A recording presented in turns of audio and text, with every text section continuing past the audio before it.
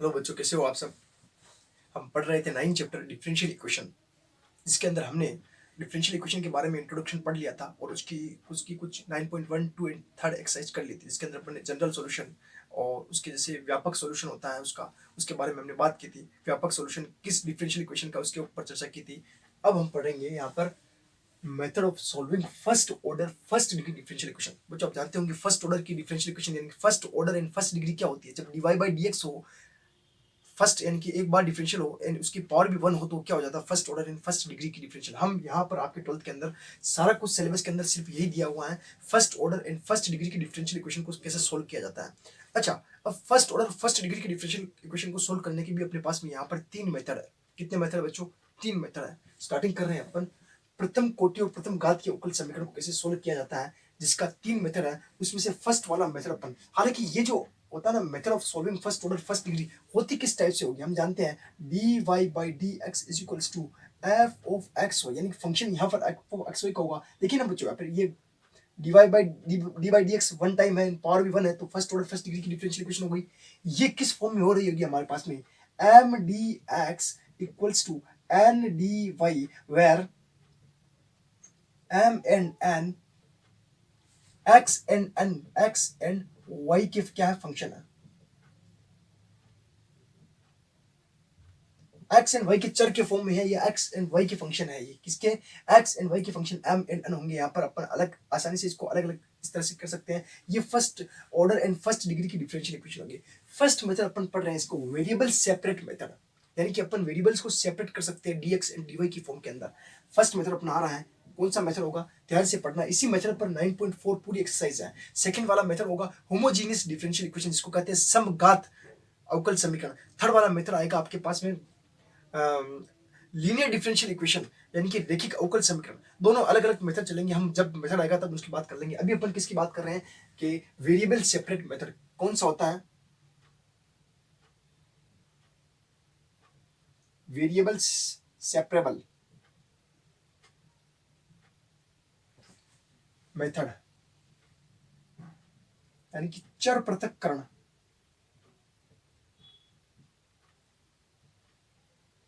किसकी है ये? डिफरेंशियल इक्वेशन को सोल्व करने की विधि है बच्चों। किस टाइप से हो रही होगी अपने पास में, यहां से अपने पास में फंक्शन बन रहा होगा एफ डी एक्स, ठीक है, plus 5 d y integration d x, and यहां लिख सकते हो आप f is function of x, यानी कि ये एक्स का फंक्शन है, and five is function of y, यानी कि ये फाइव जो फंक्शन, और इसका आसानी से अपन इंटीग्रेशन करके सोल्व कर लेंगे, बहुत ही आसान हो जाएगा। क्वेश्चन अपने पास में इस टाइप में क्वेश्चन गिवन होगा अपने पास में। हम क्या देखेंगे कि x को dx की तरफ और y को dy की तरफ भेज पा रहे हैं। अगर भेज पा रहे हैं आसानी से, तो पहला मेथड ही अपना लग जाएगा वेरिएबल सेपरेशन मेथड। एग्जाम के अंदर आपके क्वेश्चंस जो गिवन होगा डिफरेंशियल इक्वेशन का, वहां कहीं मेंशन नहीं होगा कि आप इसको कौन से मेथड से सोल्व कीजिए, यानी कि सेपरेबल से कीजिए, होमोजीनियस से कीजिए, या लीनियर डिफरेंशियल इक्वेशन से कीजिए। आपको ये सोचना पड़ेगा। आपको क्वेश्चन को देखते ही पता चल जाना चाहिए कि ये कौन सा मेथड लग सकता है इसके अंदर। सेपरेट हो रहा है तो वेरिएबल सेपरेबल, दूसरा होमोजीनियस, और थर्ड मेथड की अपन बात कर लेते हैं। आज अपन सेपरेबल की बात करते हैं। क्वेश्चन को देखते हैं आपको कैसे पता चलेगा 1 सेकंड के अंदर कि इसके अंदर वेरिएबल सेपरेशन मेथड लग रहा है। तो स्टार्ट करते हैं बच्चों। 9.4 एक्सरसाइज आज पढ़ने वाले अपन, ध्यान से पढ़ना, बहुत ही काम की चीज है, इससे क्वेश्चन बैठते हैं ना। तो स्टार्ट करते हैं क्वेश्चन नंबर फर्स्ट बच्चों, exercise 9.4 question number first. dy by dx is equals to 1 minus cos x upon 1 plus cos x। अगर जिसको इंटीग्रेशन आता है वो तो कहीं रुकने वाला ही नहीं, धनाधन क्वेश्चन करेगा, क्योंकि इंटीग्रेशन आता है उसको। इंटीग्रेशन ही करना है मेन तो इसके अंदर, लेकिन इंटीग्रेशन क्वेश्चन बनाना पड़ेगा पहले, फिर बाद में होगा। ठीक है, कैसे किया जाता है? अपन फर्स्ट मेथड पढ़ रहे हैं वेरिएबल सेपरेट मेथड। ऐसा लिखा नहीं जाएगा बार बार कि अपन वेरिएबल सेपरेट मेथड लगा रहे हैं जी, नहीं, अपने को देखते पता चलना चाहिए। देखिए बच्चों, यहाँ पर देखिए dx के साथ में सारे x वाले फंक्शन होने चाहिए एंड dy के साथ में सारे y वाले फंक्शन होंगे, वहीं पर वेरिएबल सेपरेट मेथड लगेगा। देखिए अगर मैं dx को इधर ले जाऊं तो क्या इधर x के अलावा कोई और फंक्शन बन रहा है? अरे 1 है तो क्या हुआ, 1 भी तो x की पावर 0 इक्वल्स टू 1 ही तो होता है, x का फंक्शन हो सकता है। y की तरफ चाहो तो भी इसको सेट कर सकते हो, लेकिन हमारे x की तरफ भी सारा सेट हो रहा है, y की तरफ 1 है, 1 y की पावर 0, यानी कि हम क्या कर सकते हैं, dy सॉल्यूशन चल रहा है ऐसे, ध्यान से देखना बच्चों, dy equals to 1 minus cos x upon 1 plus cos x dx। समझ के बच्चों, देखिए x की तरफ x वाले फंक्शन एंड dx की तरफ x वाले फंक्शन, dy की तरफ कुछ नहीं तो कोई बात नहीं, ऐसे छोड़ देंगे। हालांकि सेपरेट तो हो गया ना, अब सिर्फ इंटीग्रेशन करना आना चाहिए हमें। तो और इंटीग्रेशन समाकलन करने पर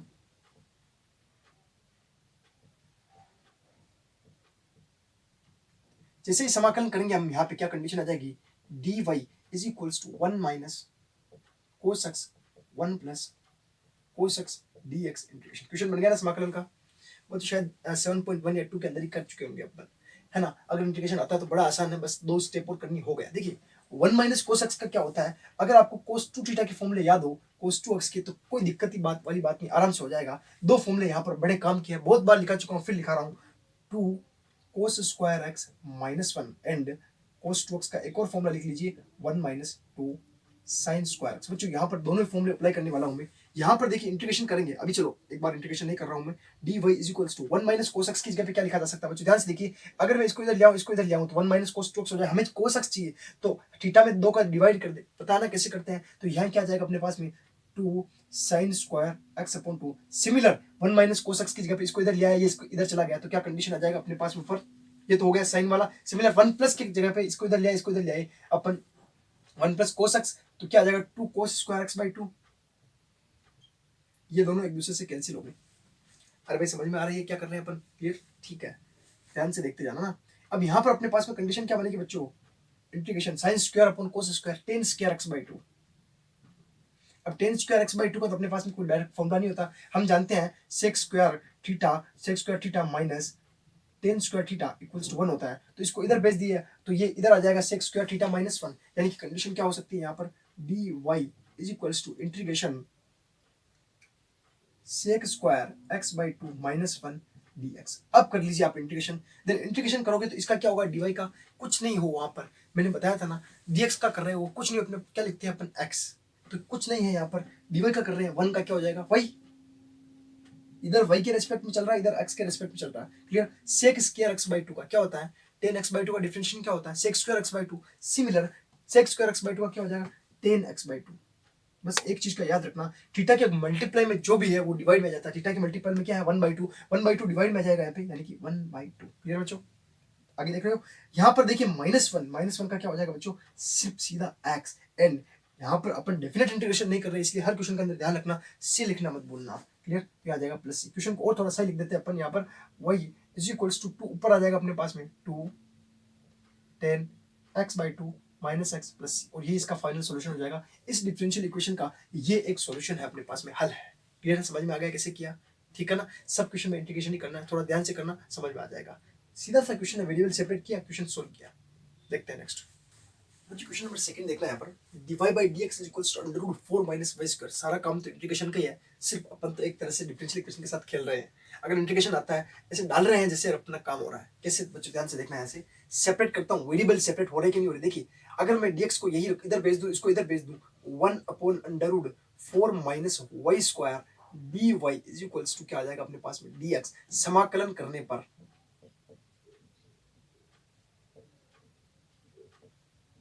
जब समाकलन किया 1/√2 का स्क्वायर माइनस वाई का square dy equals to integration dx।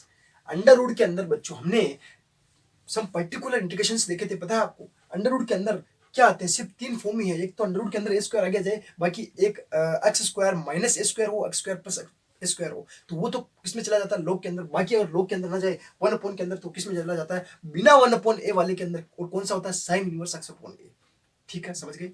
तो ए आगे है यहाँ पर ए स्क्वायर माइनस एक्स स्क्वायर, यानी कि साइन इनवर्स x/a, डायरेक्ट इसका आंसर हो जाता है। तो यहाँ पर y के अंदर चल रहा है वेरिएबल, तो y के अंदर लिखेंगे, कोई दिक्कत वाली बात नहीं। यहाँ आंसर डायरेक्ट क्या हो जाएगा अपने पास में, इसका 1/a नहीं आएगा, डायरेक्ट क्या आएगा, sine inverse y/a equals to कितना है 2। बच्चों अब देखो, हर बात पे फॉर्मूले लिखने की जरूरत नहीं होनी चाहिए, क्योंकि अपन इंटीग्रेशन पूरा पढ़ के आए हुए हैं। जिसने बच्चे ने नहीं पढ़ा इंटीग्रेशन, तो पीछे जाके वीडियो पूरी देख लीजिए आप, सारा कुछ लिखा हुआ मैंने, सारा कुछ बड़े आसानी से समझ में आ जाएगा। ये तो बहुत आसान, इससे बड़ा लेवल का क्या है ना, तो साइन इनवर्स y/a, और जहां फॉर्मूले लिखने की जरूरत होगी वहां लिख दूंगा मैं ना। अब ये तो स्टैंडर्ड फॉर्मूला याद होना चाहिए आपको, ये नहीं याद है तो फिर क्या याद है, फिर साइन इनवर्स y/a ये हो गया, इज इक्वल्स टू इधर आ जाएगा x एंड इंटीग्रेशन का कांस्टेंट प्लस c। अच्छा एक क्वेश्चन ये बनता है, सर आप c कभी इधर लिखते हो x की तरफ, कभी y की तरफ लिखते हो। देखिए कांस्टेंट है, ठीक है ना, इसको इधर भेज दो, क्या होगा, माइनस सी को आप लिख दो c डैश, कोई बात नहीं, सेम है, ठीक है। अगर आप सी को ए भी लिखना चाहते हो तो कांस्टेंट है, कोई एक कांस्टेंट के इक्वल मानते हैं अपन, किसी भी कांस्टेंट के इक्वल मान सकते हो, इसलिए आप इधर लिखो उधर लिखो, उससे कोई दिक्कत वाली बात नहीं, ठीक है। दोनों तरफ भी लिख सकते हो, एक तरफ जाके फिर ऐड कर दो, इधर सी लिख दिया, इधर ए लिख दिया, दोनों को ऐड करके डी लिख दो, कोई फर्क नहीं पड़ेगा, ठीक है। यहाँ देखिए साइन इनवर्स, इसको थोड़ा और सोल्व तो नहीं कर पाएंगे क्योंकि ये थीटा के अंदर आ रहा है, साइन इनवर्स वाई अपोन तो ऐसे ही रह जाएगा आंसर। चाहो तो ऐसे लिख सकते हो एक्स, तो क्या लिखेंगे अपन, चलो ये लास्ट हो जाएगा क्योंकि इसको इधर भेजेंगे तो sine theta x plus c की कंडीशन के अंदर जाएगा, थोड़ा और टफ बन जाएगा अपना, यही आंसर ठीक है। क्लियर है। नेक्स्ट बच्चों देखना, अब यहाँ पर एक कंडीशन और अपन भूल गए, यहाँ कंडीशन लिखी थी -2 से 2 के बीच में y की वैल्यू। क्लियर है। अच्छा, -2 से 2 के बीच में y की वैल्यू का मतलब क्या हो रहा है, समझ रहे हो आप यहाँ पे। अगर इन्होंने -2 से भी और छोटी वैल्यू ले ली तो नेगेटिव बन जाएगा। -2 से 2 के बीच में रखा है, यानी जो भी वैल्यू होगी वही की, यानी कि 0 हो सकती है, 1 हो सकती है, 2 हो सकती है। यानी कि एक तरह से देखा जाए तो वही का जो होता है ना, साइन के हिसाब से देखा जाए तो -1 से साइन थीटा किसके बीच में होता है, -1 से 1 के बीच में होता है ना भाई। देखिए अगर 2 से 2 डिवाइड आ रहा था, साइन इनवर्स क्या रहा, 1 की कंडीशन की, यानी कि इक्वल आ रहा है 1 की, यानी कि कोई ना कोई बात बन जाएगी, इसके बीच में रहने वाला है। क्लियर। कंडीशन देखना, dy बाई dx प्लस वही बहुत आसान रहा है, लेकिन कंडीशन कहाँ जाने वाली देखना। dy बाई dx को तो पहले एक साथ ही रखता हूँ मैं, पहले इन सब को सेट कर देते हैं, 1 माइनस वाई कर सकते हैं ना, इधर पक्षांतरण कर दिया। ठीक है, इसको इधर लिया है मैं, 1/1 minus y is equals to, इसको इधर भेज दिया dx ऑन इंटीग्रेशन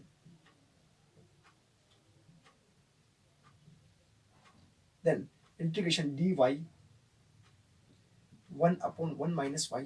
ठीक, जब तक ये साइन नहीं लिखेगा तब तक इंटीग्रेशन नहीं कर सकते अपन ना, is equals to integration dx। जानते हो उसका क्या होगा, 1/x तो सिंपल तो क्या होता है log x, 1/1 माइनस वाई तो log 1 माइनस वाई, अपोन में मल्टीपल में y के जो भी होगा वो डिवाइड में जाता है, यानी कि माइनस मल्टीपल में है, सिंपल y -1 होता है डायरेक्ट ये कंडीशन आ जाती है, लेकिन y के मल्टीपल में क्या है माइनस, तो माइनस का डिवाइड करना पड़ेगा। कंडीशन इसका समाकलन करने पर क्या हो जाएगा, log 1 माइनस वाई और -1 का डिवाइड करना पड़ेगा क्योंकि माइनस मल्टीपल में आ रहा है यहाँ पर, is equals to x plus c. Clear बच्चों, समझ में आया तक।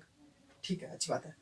देखिए यहाँ से फिर अपन आगे कर सकते हैं, यहाँ पर minus log 1 minus y is equals to x plus c, ऐसा कर सकते हैं क्या, कोई दिक्कत है क्या यहाँ पे, किसी को कोई दिक्कत तो नहीं यहाँ पे ऐसा करने में। ठीक है, अच्छी बात है। अब यहाँ पर आप चाहो तो माइनस को आप ऊपर ले जा सकते हो पावर के हिसाब से सोल्व करने के लिए, हालांकि आंसर तो अपना आ चुका है यहाँ पे। ठीक है ना, इसको सोल्व करने के लिए माइनस को इधर ले जा रहा हूँ, तो माइनस को इधर ले गया तो पावर यहाँ होगी माइनस, ऐसा ले जा सकते हैं ना भाई।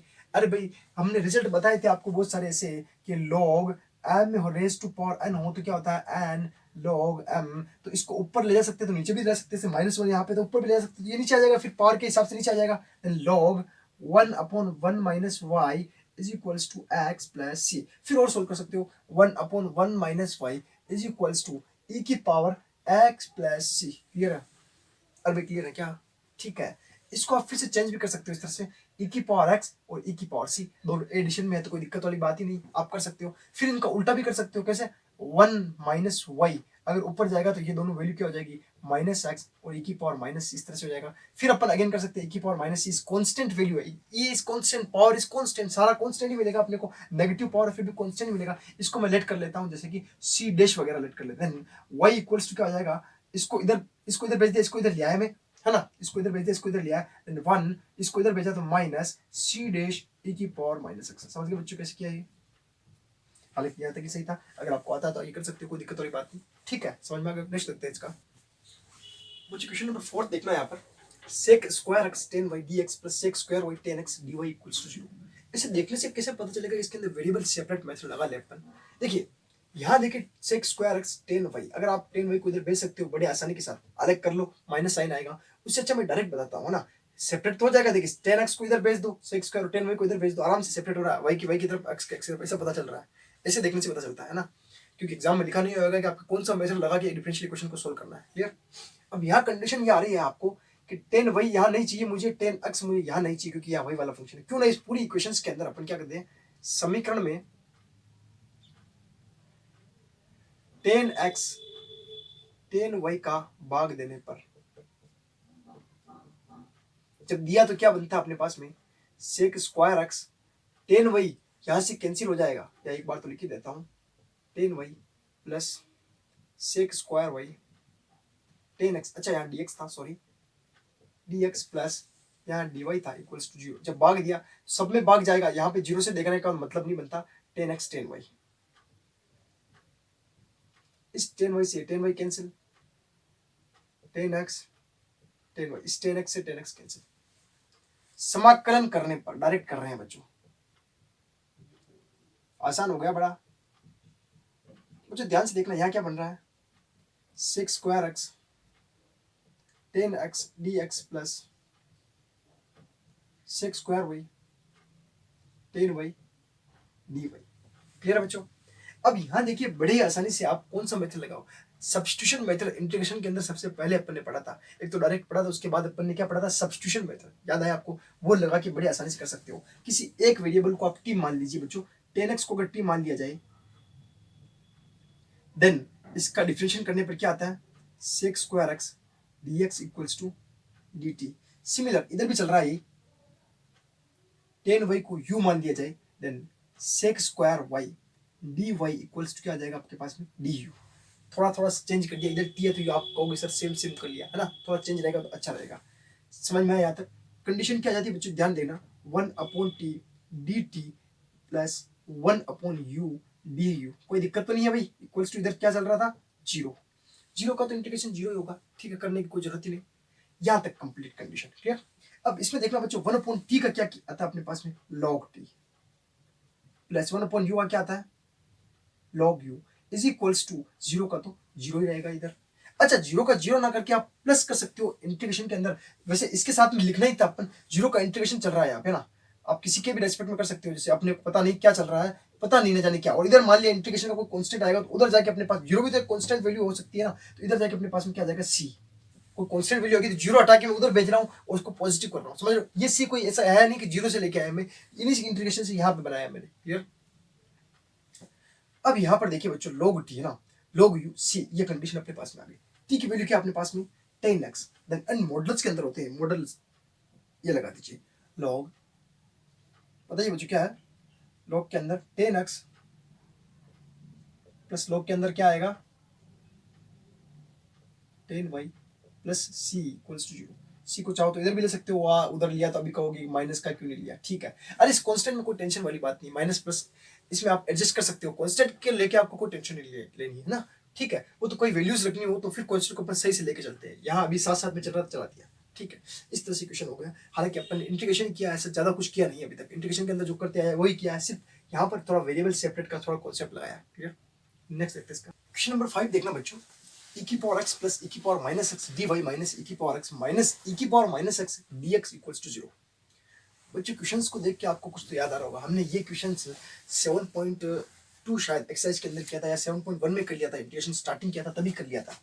ऐसे ही क्वेश्चन मिलेंगे, हमें सिर्फ सेपरेट करना आना चाहिए, इंटीग्रेशन तक पहुंचाना है क्वेश्चन को, बाकी ऑटोमेटिक हो जाएगा। कैसे होता है देखना सॉल्यूशन इसका, यहाँ से dx वाली टर्म अलग, dy वाली टर्म, dx वाले dx के साथ, dy वाले dy के साथ, तो dy वाली तो टर्म है नहीं अपने पास में, तो इनको थोड़ा माइनस को उधर भेज दिया, dy को इधर ही रखा, एंड e की पावर x माइनस e की पावर माइनस x dx समाकलन करने पर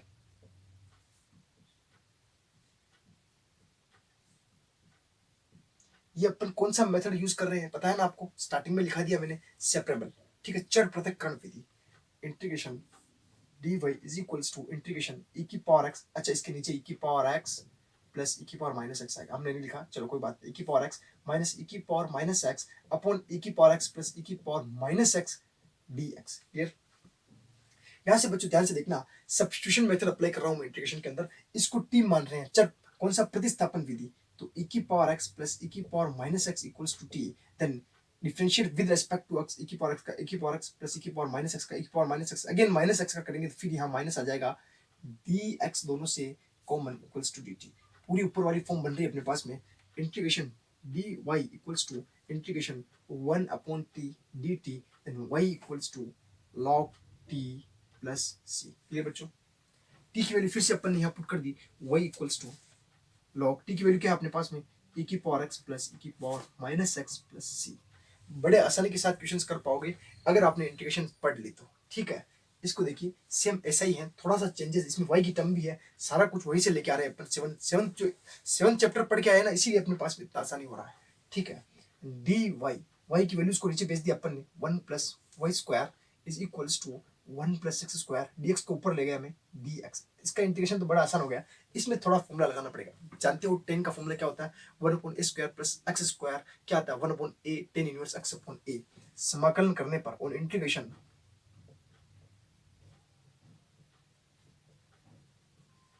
integration 1/1 plus y square dy is equals to integration 1 plus x square dx। इसका किया तो फॉर्मूला लिखने की जरूरत तो नहीं बच्चों, ठीक है। 1/a यानी कि 1/1 tan inverse y upon a y upon one is equals to one का एक्स प्लस एक्स स्क्वायर का x cube upon three plus सी।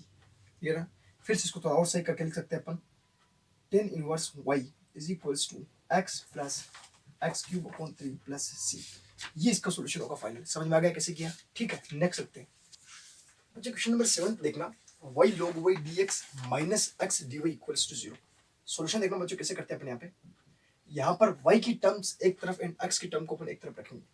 बहुत ही आसान क्वेश्चन हो जाएगा। अगर x में इधर लेके आ जाऊं dx अपॉन x हो जाएगा और माइनस को उधर भेज दिया जाए, देन dy और y की वैल्यू सारी नीचे, y log y।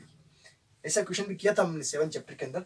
देखिए यहाँ अगर अपन, ये तो बड़ा आसान है, इसके अंदर यहाँ log y को t मान ले तो 1 अपॉन y dy पूरा बन रहा है अपने पास में। ठीक है, तो इसका तो सम ऑन इंटीग्रेशन, समाकलन किया 1 upon x d x is equals to 1 upon y log y integration dy। इसका तो डायरेक्ट ही हो रहा है। ठीक है, इसमें थोड़ी मशक्कत है। क्या है, लेट अपन क्या कर लेते हैं यहाँ पर log y equals to t let कर लिया, then 1 upon y dy equals to dt। देखिए पूरा फंक्शन बन रहा है 1 upon y dy equals to dt। Clear? 1 upon x dx is equals to 1 upon t dt। समाकलन कर रहे हैं यहाँ पे 1 अपॉन x का क्या हो जाएगा, log x is equals to, यहाँ पे क्या आ जाएगी log t प्लस c। ये रहा बच्चों। फिर देखिए यहाँ से अपन क्या कर सकते हैं, log x plus log t की वैल्यू क्या अपने पास में, ध्यान से देखिए बच्चों, log t की वैल्यू कितनी है अपने पास में, log y, यानी कि log is equals to log t की वैल्यू कितनी है अपने पास में, log y plus c। Clear है? log y रख दिया t की जगह पे, यहाँ पर कंडीशन क्लियर। अब यहाँ देखिए इसको इधर ये हालांकि क्वेश्चन अपना यहाँ हो गया है, लेकिन थोड़ा और इसको सिंप्लीफाई कर लेते हैं। देखिए क्या क्या बन सकता है यहाँ से, जो चेक करते हैं अपना। कंडीशन आ रही है अपने पास में log x minus log y equals to c। यहाँ से देखिए log a minus log b क्या होती है, प्रॉपर्टी होल्ड लग रहा है अपने यहाँ पे, तो log a upon b। Then condition आ जाएगी अपने पास में log x upon log y, यानी ये एक तरह से a हो गया, ये b हो गया अपने पास में इक्वल्स टू c। देन इस तरह से अपने पास में कंडीशन हो log a minus log b is equals to क्या होता है, log a अपॉन b। एक कंडीशन और होती है अपने पास में, अगर अपने पास में इस तरह से log x इक्वल्स टू, यहाँ पर कुछ भी रख दो जैसे कि अपन रख दिया जैसे alpha, then x equals to क्या हो जाएगा, e raise to power alpha. Clear? यहाँ पे जो बेस होता है वो उसके ऊपर पावर लग जाती है। सिमिलर इन दोनों प्रॉपर्टी को देख के यहाँ पे देखिएगा कंडीशन मिल जाएगी x upon log y is equals to क्या आ जाएगा, e raise to power c। Clear? e raise to power is constant function, तो अपन अगेन इसको क्या लेट कर सकते हैं, a, कैपिटल A लेट कर लो, b लेट कर लो, कुछ भी लेट कर सकते हो। ये क्या किया अपन ने, लेट माना है अपने, e की पावर से कांस्टेंट वैल्यू कुछ ना कुछ तो होगा, तो इजी के लिए अपन ने मान लिया इसको a। क्लियर?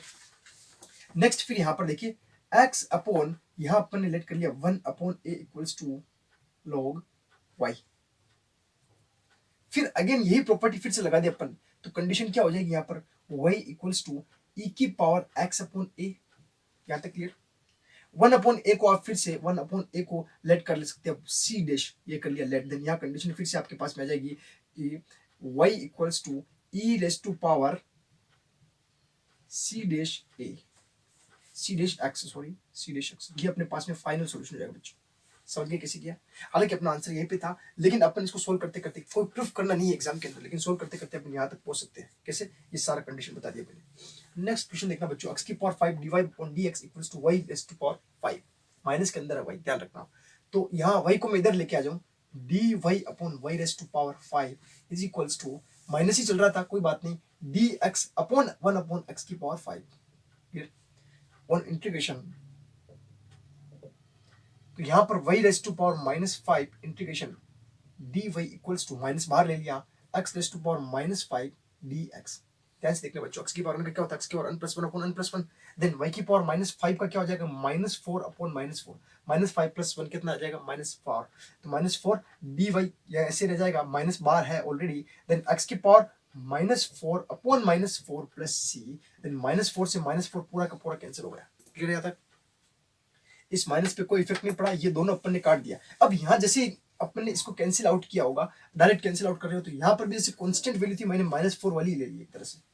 ले सकते हैं, कोई दिक्कत वाली बात। मैंने कहा ना कॉन्स्टेंट अपन कुछ भी ले सकते हैं। सी को अपन ने कॉन्स्टेंट ऐसा लिया सी अपॉन -4 वाला, तो सारे -4 से -4 कैंसिल आउट हो गया। या ना लो, -4 को सी से इधर भेजो तो -4 का सी से मल्टीपल होगा, उसको सी डैश मान लो, कुछ भी मान सकते हो, ठीक है। देन कंडीशन अपने पास में आ गई x raise to y raise to power 1 upon y raise to power 4, इसको इधर ले लिया plus 1 upon x raise to power 4 equals to c, और ये अपना फाइनल आंसर हो जाएगा बच्चों। समझ गए कैसे किया, ठीक है। नेक्स्ट सकते इसका क्वेश्चन नंबर 9 देखना आप, dy by dx equals to sin inverse x। देखिए ये क्वेश्चन थोड़ा अलग है क्योंकि इसमें इंटीग्रेशन आप डायरेक्ट नहीं कर पाओगे, ठीक है। तो कैसे करेंगे इसको, सॉल्यूशन देखना है बच्चों। हमारे पास अगर इंटीग्रेशन नहीं आता तो हम क्या है, अपने पास में इंटीग्रेशन बाय पार्ट्स वाला मेथड हमने पढ़ा था इंटीग्रेशन के अंदर, खंडशः समाकलन, उससे चले जाएंगे, ठीक है। क्या होगा यहाँ पे, dy dx को उधर भेज दिया मैंने, sin inverse x dx on integration dy equals to integration sin inverse x dx। बच्चों हमारे पास में कुछ है नहीं, जब भी यहाँ पर sin इनवर्स फंक्शन है, डायरेक्ट इंटीग्रेशन नहीं कर पा रहे हैं, क्या कर लीजिए यहाँ पे हम इसको 1 से मल्टीप्लाई करा सकते हैं, ऐसे 1 मल्टीप्लाई sin इनवर्स x। जैसे ये करवाया अब तो आप समझ ही चुके होंगे, ILATE इंटीग्रेशन बाय पार्ट्स, यानी कि ये इनवर्स वाला फंक्शन है।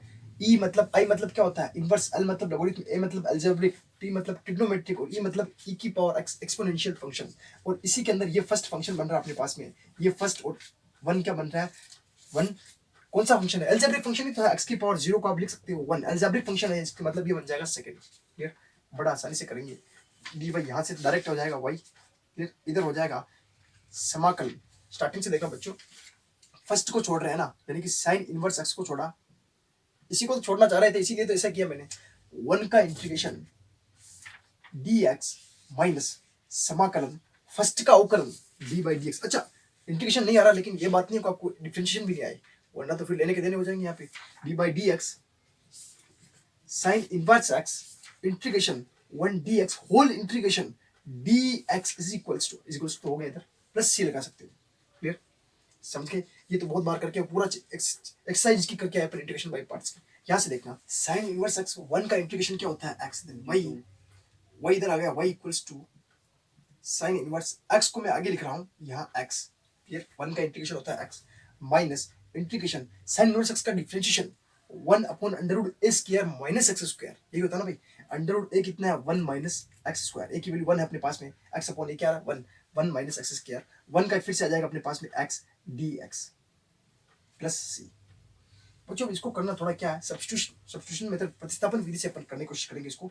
तो यहाँ पर अपने पास में क्या है 1 माइनस एक्स स्क्वायर, इसको मैं क्या मान लेता हूँ 1 minus x square equals to t, then minus 2x dx equals to dt। यहाँ पे मेरे काम की चीज नहीं है, 2 इधर भेज देता हूँ।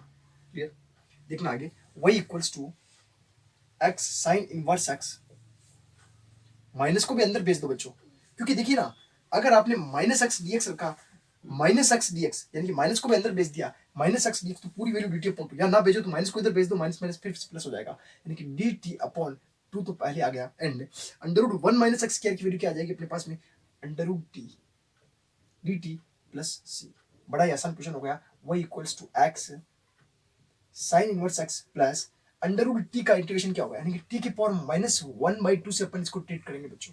क्या आ जाएगा -1/2 प्लस 1, फिर से 1/2 यानी कि रूट टी, यानी कि इंटीग्रेशन हो जाएगा इसका रूट टी अपॉन 1/2। ऑलरेडी 1/2 पहले से चल रहा था अपने पास में, यहाँ पर क्या 2 यहाँ पे मल्टीपल में था नीचे 1/2 के साथ में, प्लस सी, इस 2 से 2 कैंसिल हो गया। y equals to x sine inverse x plus root t की वैल्यू फिर से अपन रख देंगे 1 minus x square plus c, यही इसका लास्ट एंड फाइनल आंसर हो जाएगा। समझ में आ गया बच्चों कैसे किया, ठीक है। नेक्स्ट देखते हैं इसका बच्चों, क्वेश्चन नंबर 10 देखिएगा, e की power x 10y dx plus 1 minus e की power x sec square y dy। Clear, यहाँ देखिए y एंड y का फंक्शन अपने पास में साथ में है, इधर 10y अपने पास में अलग है, तो अपन इसको इधर इस तरफ भेज देंगे और e की पावर x को इस तरफ सेट कर देंगे ना, सेपरेबल मेथड का यूज कर रहे हैं। सॉल्यूशन देखना बच्चों, dx की कंडीशन क्या है, e की पावर x 1 माइनस e की power x and plus dy के साथ में क्या क्या है, या उधर ही भेज दीजिए पूरा, तो माइनस के अंदर आ जाएगा ये, ठीक है। एंड dy के साथ साथ क्या है sec स्क्वायर y, एंड इधर आ जाएगा 10y, ये dy। क्लियर है, भेज सकते हैं, ऐसा कोई दिक्कत वाली बात नहीं। अपन ने पूरे फंक्शन को इधर भेज दिया dy की कंडीशन को, तो माइनस साइन आ गया। एक साथ रखते तो भी कोई दिक्कत नहीं होती, इधर 0 होता तो 0 का इंटीग्रेशन हम जानते हैं c आ जाता, फिर कांस्टेंट वैल्यू लिख लेते हैं। क्लियर, यहाँ देखिएगा आप दोनों ही फंक्शन अलग अलग कंडीशन के साथ सोल्व करने की कोशिश करूंगा, और इंटीग्रेशन समाकलन का चिन्ह क्या होता है बच्चों, e की पावर x 1 माइनस e की power x dx is equals to, minus बाहर है, sec square y upon 10y dy। बच्चों ध्यान से देखना यहाँ पे ना, दोनों ही चीजें मैं अलग अलग लेके सोल्व करूंगा और एक साथ कर दूंगा। 1 माइनस e की पावर x को आप लेट कर लीजिए t, और यहां से 10y को लेट कर लीजिए u। समझ रहे हो बच्चों? ठीक है, then differentiate with respect to x दोनों में, और इधर differentiate with respect to y। तो इधर क्या आ जाएगा कंडीशन, e की पावर x का e की पावर x माइनस का साइन ऐसे कैसे, सॉरी यहाँ ऊपर माइनस नहीं, e की पावर x का e की पावर x माइनस का साइन ऐसे कैसे, dx equals to dt। Similar इधर 10y का क्या आ जाएगा, sec square y dy equals to du। Clear है? यहाँ तक क्लियर कंडीशन? हमारे पास पूरी की पूरी कंडीशन बन रही है ऊपर देखिए। ठीक है, तो यहाँ कंडीशन लिख देते हैं अपन, और ऊपर भी e की पावर माइनस काम की वैल्यू नहीं, इधर भेज दीजिए dt की तरफ, -1 यहाँ बाहर आ जाएगा। ठीक है, dt एंड e की पावर x dx पूरा बन गया, 1 माइनस e की पावर x भी ले लिया पूरा, देन नीचे आ जाएगा t, सिंपल वे में। Clear? Is equals to, minus बाहर चल ही रहा था, हमने कुछ नहीं किया, इधर माइनस आ गया, इधर माइनस आ गया, माइनस से माइनस काट भी सकते हैं, sec square y d y की कंडीशन आ जाएगी अपने पास में, डी यू अपॉन नीचे आ जाएगा यू। ठीक है, सेम भी ले सकते हो आप टी टी, लेकिन थोड़ा कंफ्यूजन हो कि एक बार टी रखा, इसीलिए मैंने अलग टी एंड यू की तरह इसको ले लिया। फिर आप जो चाहे ले सकते हो, इस माइनस से माइनस को अभी ही उड़ा दो। ठीक है, 1/t 1/u सीधा कंडीशन है, और यहाँ से अभी इंटीग्रेशन नहीं हुआ है, तो यहाँ आ जाएगा log t is equals to, इधर आ जाएगा log u plus c। Clear? और अच्छा, सारी कंडीशन अगर क्वेश्चन के अंदर अपने पास में log के अंदर हो, एक बार फिर से सुनना, सारी कंडीशन अपने पास में अगर log के अंदर हो, तो c भी आप कौन सा ले लीजिए, log वाला c ले लीजिए। ठीक है, अब देखिएगा आगे, log t की वैल्यू क्या पुट की जाए यहाँ पे, log t। अच्छा, log t की वैल्यू अपन यहाँ पुट करेंगे 1 माइनस e की power x is equals to, log u की वैल्यू अपन यहाँ पुट करेंगे क्या, 10y। अब यहां से बच्चों आगे देखना, प्लस log, अब ये दोनों log a multiply log b हो, तो देन log a भी हो जाता है, मल्टीपल में आ जाएगा कंडीशन, कंडीशन क्या आ जाएगी, log c 10y। यहां तक क्लियर है क्या? Is equals to 1 minus e raise to power x log। अब दोनों फंक्शंस के अंदर दोनों साइड अगर log हो तो अपन log को हटा सकते हैं, कैंसिल आउट कर सकते हैं। क्लियर? तो log को कैंसिल आउट करेंगे यहाँ से, तो यह आ जाएगा 1 माइनस e की raise to power i equals to log c 10y। Clear? Condition clear यहाँ तक? log तो हटा दिया अपन ने, c 10y बच जाएगा केवल, है ना। यहां से फिर से आगे 10y को अगर आप अकेला रखना चाहते हो तो रख दो, 10y equals to 1/c minus 1/c e की पावर x। 1/c को फिर से आप a b कुछ भी रख सकते हो, ऐसे भी कर सकते हो, तो c 1/c को अपन रख देते हैं c dash, then 10y equals to c dash minus c dash e raise to power x। Clear है तक क्वेश्चन? इस तरह से इस क्वेश्चन का सॉल्यूशन हो रहा है। ठीक है, नेक्स्ट देखते हैं इसका क्वेश्चन नंबर 11 देखना बच्चों, x cube plus x square plus x plus 1 divide by dx equals to 2x square plus x। अब यहाँ कंडीशन अपने को ये गिवन है, ये कंडीशन गिवन क्यों है, पहले तो y equals to 1 if x equals to 0, यानी कि y बराबर 1 होगा यदि x इक्वल्स 0, यानी कि अपने पास में जो लास्ट कांस्टेंट वैल्यू आती है c, कैपिटल C, उसकी वैल्यू को कैसे एलिमिनेट किया जाए, यानी कि उसको हटाया कैसे जाए, c का वैल्यूज निकालने के लिए दिया हुआ है। क्लियर? कैसे निकालते हैं, अभी तक ये पहला क्वेश्चन आया अपने पास में जिसके अंदर अपन सी की वैल्यू निकाल सकते हैं, और शायद इसके बाद जितने क्वेश्चन आएंगे उन सब के अंदर अपन सी की वैल्यू निकाल पाएंगे बड़ी आसानी के साथ। तो देखना बच्चों कैसे करते हैं क्वेश्चन को, पहले तो आपको ये सोचना पड़ेगा इसका इंटीग्रेशन कैसे किया जाए, है ना। तो यहाँ से अब y वाली तो कोई कंडीशन है नहीं, तो dy को ऐसे रख देते हैं अपन, dy equals to 2x square plus x upon x cube plus x square plus x plus 1। ध्यान से देखिए बच्चों, क्वेश्चन किसके अंदर जा रहा है, पहली बात तो ये प्रॉपर है, इम्प्रॉपर कंडीशन के अंदर है, प्रॉपर में है ये या इम्प्रॉपर के अंदर है, प्रॉपर में है भाई। अगर अंश की पावर x स्क्वायर बड़ी हो जाए तो अपन करते हैं उसके अंदर डिवाइड वगैरह करते हैं, यहाँ डिवाइड करने की कोई आवश्यकता नहीं है क्योंकि ये पावर ऑलरेडी पहले ही छोटी है। क्वेश्चन किसके अंदर जा रहा है बच्चों, px अपॉन qx, यानी कि रेशनल फंक्शंस के अंदर है ये fx अपॉन gx, और ये आंशिक भिन्नों का इंटीग्रेशन कैसे होता है उस टाइप से करेंगे अपन px अपॉन qx वाली कंडीशन से। ठीक है, तो पहले तो यहाँ पर अपन देखते हैं इसके फैक्टर क्या क्या होते हैं, फिर वैसे ही अपन क्वेश्चन स्टार्ट करेंगे। dx, तो फैक्टर के लिए देखिए बच्चों, dy is equals to 2x square plus x upon, इसको देखना थोड़ा ध्यान से, यहाँ से अगर x स्क्वायर कॉमन ले लिया जाए देन अंदर क्या बचता है, x प्लस 1, ऑलरेडी पीछे x प्लस 1 की टर्म है। ठीक है, dx चल रहा है, dy equals to 2x square plus x plus 1 अपन ने कॉमन ले लिया, देन x स्क्वायर, यहाँ कुछ नहीं बचा तो x प्लस 1 dx, और इंटीग्रेशन,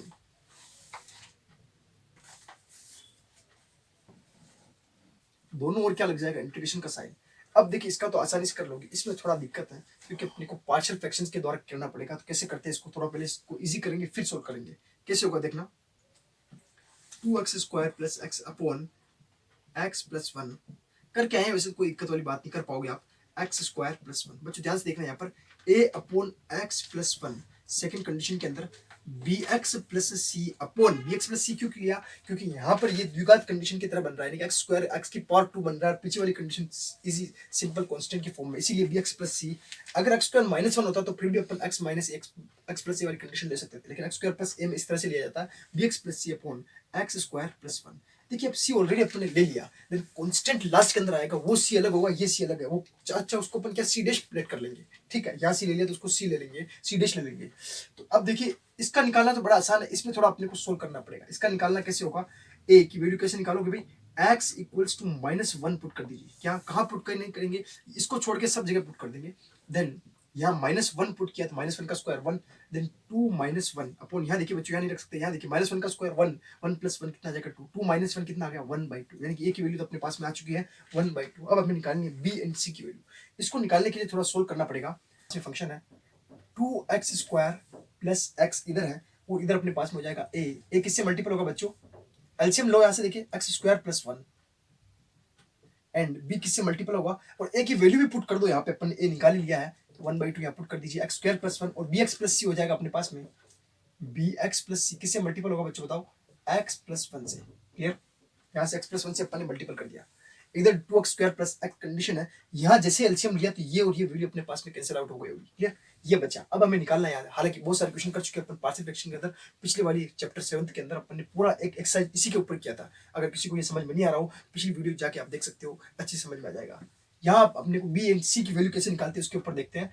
तो इधर तो सेम 2x² प्लस x चल रहा है अपने पास में, इक्वल्स टू, यहाँ मल्टीपल कर देते हैं x² upon 2 plus 1/2 plus bx² plus bx plus cx plus c। ठीक है बच्चों, यहाँ तक यहाँ हमने सी लिया है, आगे सी डैश लेंगे ना। अब यहाँ अपन क्या करते हैं, पहले कांस्टेंट की करवा दो, चाहे कांस्टेंट का करवाना चाहो तो कांस्टेंट की तुलना कराने से सी निकल जाएगा, और x के मल्टीपल की x² की, सबसे पहले x² के गुणांकों की तुलना करा देते ना।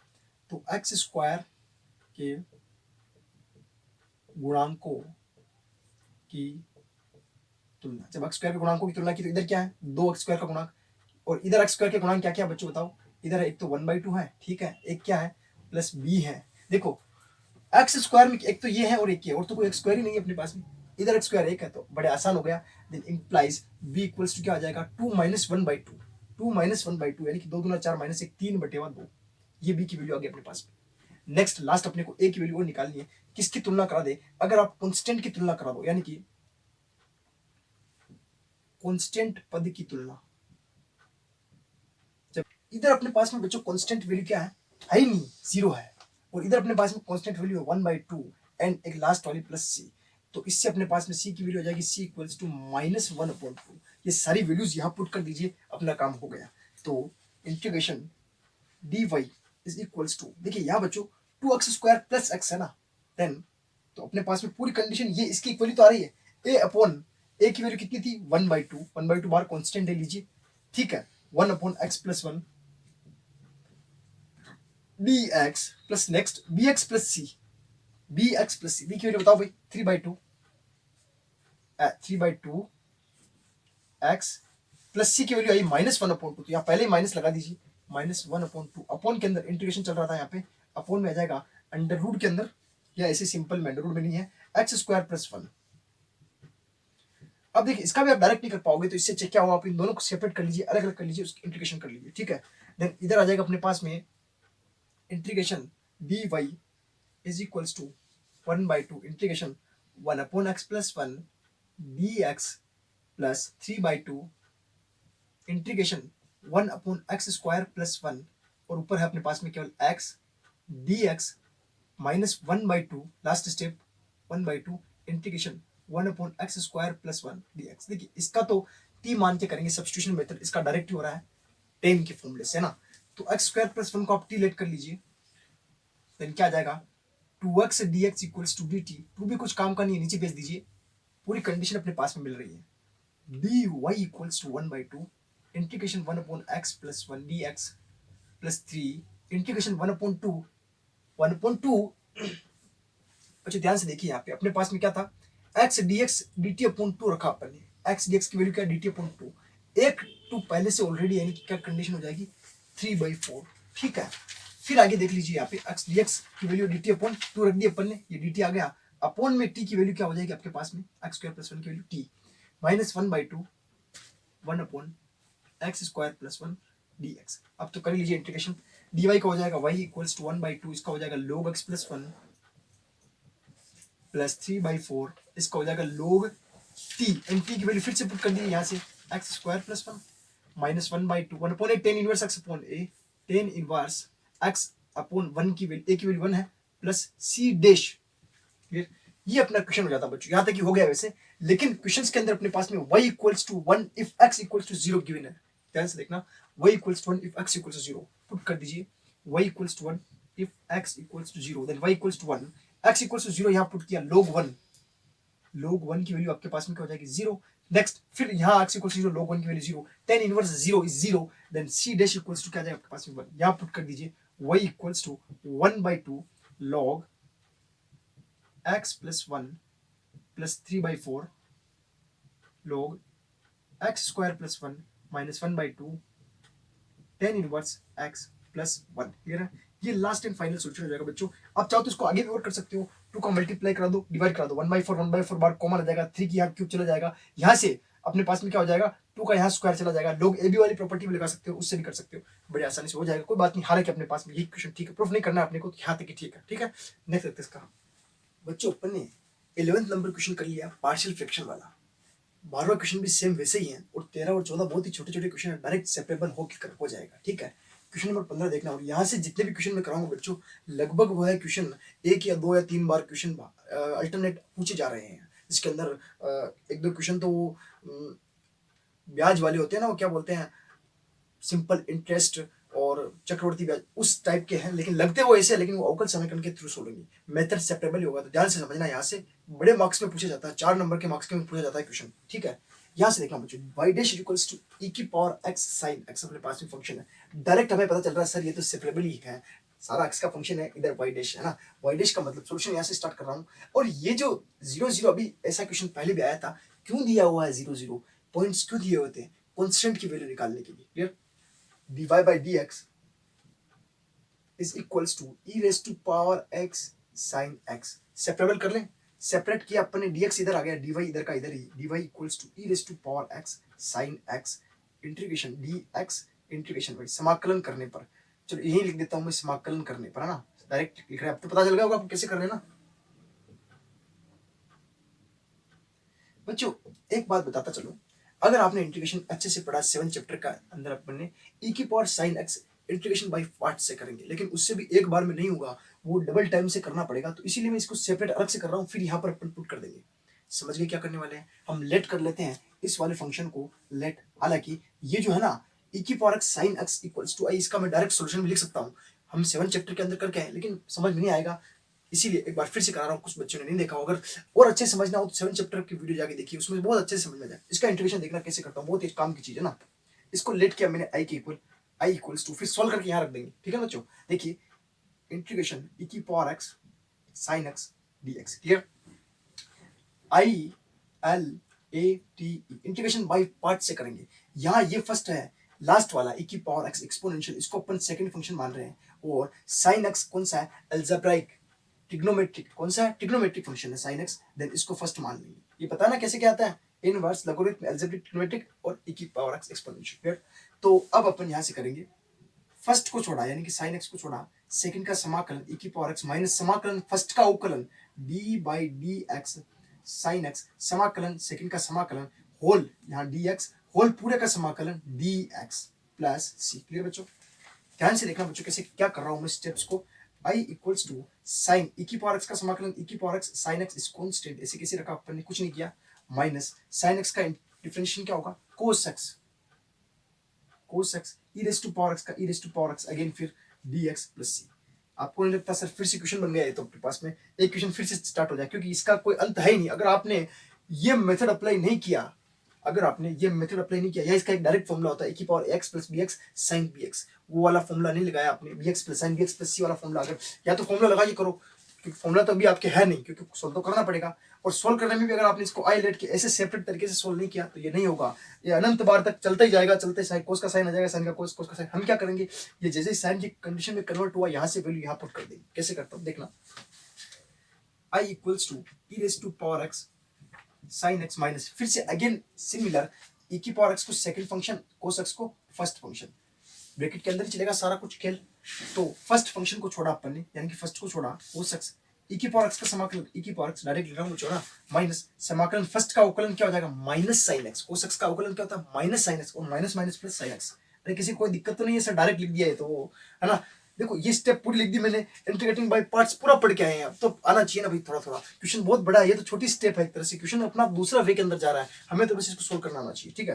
तो इसका हो गया sin x एंड e की पावर x का इंटीग्रेशन e की पावर x, ये ब्रैकेट क्लोज प्लस यहाँ चल रहा है c, ठीक है। एक स्टेप और लिखता हूँ, फिर बताता हूँ कैसे अपन इसको अपन यहाँ से हटाते हैं ना, एलिमिनेट करेंगे। i is equals to e raise to power x sin x, minus को अंदर क्यों नहीं ले जाते, ले जाओ, माइनस cos x e की पावर x माइनस e की power x cos x, and यहाँ क्या आ जाएगा, minus plus minus e raise to power x sin x, लेकिन यहाँ इंटीग्रेशन है dx प्लस c।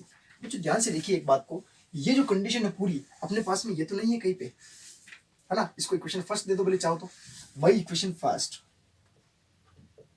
ध्यान से देखना बच्चों क्या आता है, i equals to e raise to power x, यहाँ से देखना sin x minus cos x common ले लूं मैं, e की पावर x को sin x minus cos x, minus ये पूरा अपने पास में i प्लस c, इस i को मैंने इधर भेज दिया, देन इधर अपने पास में क्या हो गया, 2i is equals to e raise to power x sin x minus cos x plus c, इस 2 को इधर भेज दिया डिवाइड में इन दोनों के, e raise to power x upon 2 sin x minus cos x plus c dash, क्योंकि देखिए 2 यहाँ नीचे आया होगा अपने पास में, देन ध्यान से देखना c dash is equals to c by 2, 2 यहाँ नीचे आया होगा, c बाई 2 होगा, तो मैं इसको c डैश लेट कर लिया अभी से, कोई बात नहीं, आप कॉन्स्टेंट को एलिमिनेट करते जाइए, बहुत अच्छा रहेगा। कॉन्स्टेंट के अंदर कुछ मेथड के सिंपल रखिए, और भी कुछ आ जाए तो इसको फिर a b और चेंज कर सकते हो, कोई दिक्कत, अपना काम हो गया यहाँ तक, इसको यहाँ पुट कर देते हैं, इंटीग्रेशन हुआ ना भाई, इंटीग्रेशन की वैल्यू तो है, ये डायरेक्ट सोल्व कर लिया अपन ने यहाँ पे, क्लियर। यहाँ से इसकी वैल्यू क्या आ जाएगी, अब अपने पास में मेन इक्वेशन, मेन इंटीग्रेशन क्या है भाई, dy का इंटीग्रेशन क्या हो जाएगा, y is equals to e की power x sin x dx का ये पूरा सोल्व करके यहाँ तक लिया है, ये कंडीशन है, e raise to power x upon 2 sin x minus cos x plus c dash, clear है, अरे भाई क्लियर है यहाँ तक, ठीक है। अब देखिए अपने पास में स्टार्टिंग के अंदर पॉइंट क्या दिया हुआ, पॉइंट्स 0,0, यानी कि x बराबर 0 पर y बराबर भी 0, x बराबर 0 पर y बराबर भी क्या है 0, पुट कर दो, y इक्वल्स टू 0, e की पावर 0 1/2 sin 0 0 माइनस cos 0 क्या है बच्चों बताओ 1, कंडीशन क्या आ जाएगी प्लस c डैश, यहाँ से अपन ने इसको सोल्व किया -1/2 और उधर भेज दिया तो क्या आ जाएगा प्लस का 1/2, c डैश इक्वल्स टू अपने पास में क्या आ जाएगा प्लस का 1/2, समझ में आ गया, यहाँ से देखिए -1/2 c डैश को उधर भेज दिया अपन ने इधर इस तरफ, तो क्या आ गया 1/2, ये फाइनल सॉल्यूशन हो जाएगा, इसको यहाँ पुट करना है बस। तो सॉल्यूशन क्या हो जाएगा अपने पास में, y equals to e raise to power x upon 2 sin x minus cos x plus c dash की वैल्यू कितनी है भाई 1/2, कहाँ से निकाली, यहाँ से निकाली, पता चला। अब यहाँ अपने पास में 1/2 सॉल्यूशन आ गया, फाइनल सॉल्यूशन है ये अपने पास में, क्लियर है, समझ में आया किसी किया, ठीक है। नेक्स्ट देखते हैं इसका, मुझे क्वेश्चन नंबर 18 देखना, बिल्कुल स्पर्श रेखा की प्रवणता वाला क्वेश्चन, ये सेम अभी पीछे किया वैसे थोड़ा सा चेंज है, ध्यान से देखते हैं ना। एक वक्र के किसी बिंदु xy पर स्पर्श रेखा की प्रवणता स्पर्श बिंदु -4 -3 से मिलाने वाली रेखाखंड की प्रवणता की 2 गुनी है, 2 बातें कही यहाँ पे, सॉल्यूशन देखना। सबसे पहले तो हमारे पास में स्पर्श रेखा की प्रवणता क्या होगी भाई, xy पर dy बाई dx, क्लियर। अब दूसरी बात इसने कही कि x, y व -4, -3 को मिलाने वाले रेखाखंड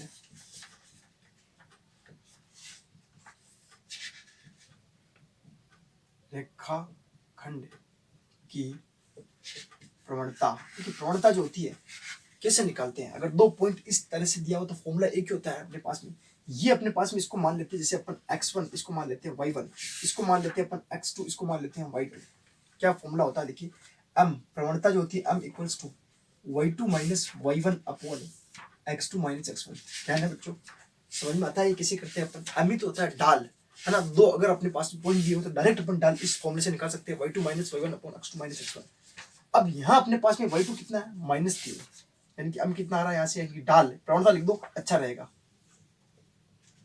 प्रवणता कितनी आ रही है, y2 minus y1 -3 minus y upon x2 minus x1 -4 minus x। ये रहा बच्चों, समझ में आ गया यहाँ तक। अब ये कह रहा है कि स्पर्श रेखा की प्रवणता, स्पर्श रेखा की प्रवणता ये है और लाइन की रेखाखंड की प्रवणता ये है। स्पर्श रेखा की प्रवणता जो है बिंदु को मिलाने वाले रेखाखंड की प्रवणता की 2 गुनी है, यानी कि dy बाई जो dx है इस प्रवणता -3, अच्छा माइनस माइनस आप कॉमन ले लो ऊपर नीचे से, इसको क्या लिखा जा सकता है 3 plus y upon 4 plus x, ठीक है, यानी कि इसको लिख सकते हैं y plus 3 upon x plus 4, यानी कि स्पर्श रेखा की प्रवणता इस रेखाखंड की प्रवणता की कितनी है, 2 गुनी है। हम चाहते हैं दोनों को बराबर करना, जानते होंगे रिलेशन कैसे बनाया जाता है, ये इक्वेशन का 2 गुना इस तरफ करना पड़ेगा। स्पर्श रेखा की प्रवणता रेखाखंड की प्रवणता की 2 गुनी, हम चाहते हैं दोनों को बराबर करना, तो 2 का मल्टीप्लाई इस तरफ कराना पड़ेगा। ऐसे क्वेश्चन पहले भी मैं काफी करवा चुका हूँ, ऐसे रिलेशन बनाने वाले, है ना, पिछली वीडियो के अंदर काफी कुछ करवा चुका हूँ ऐसे क्वेश्चन ना।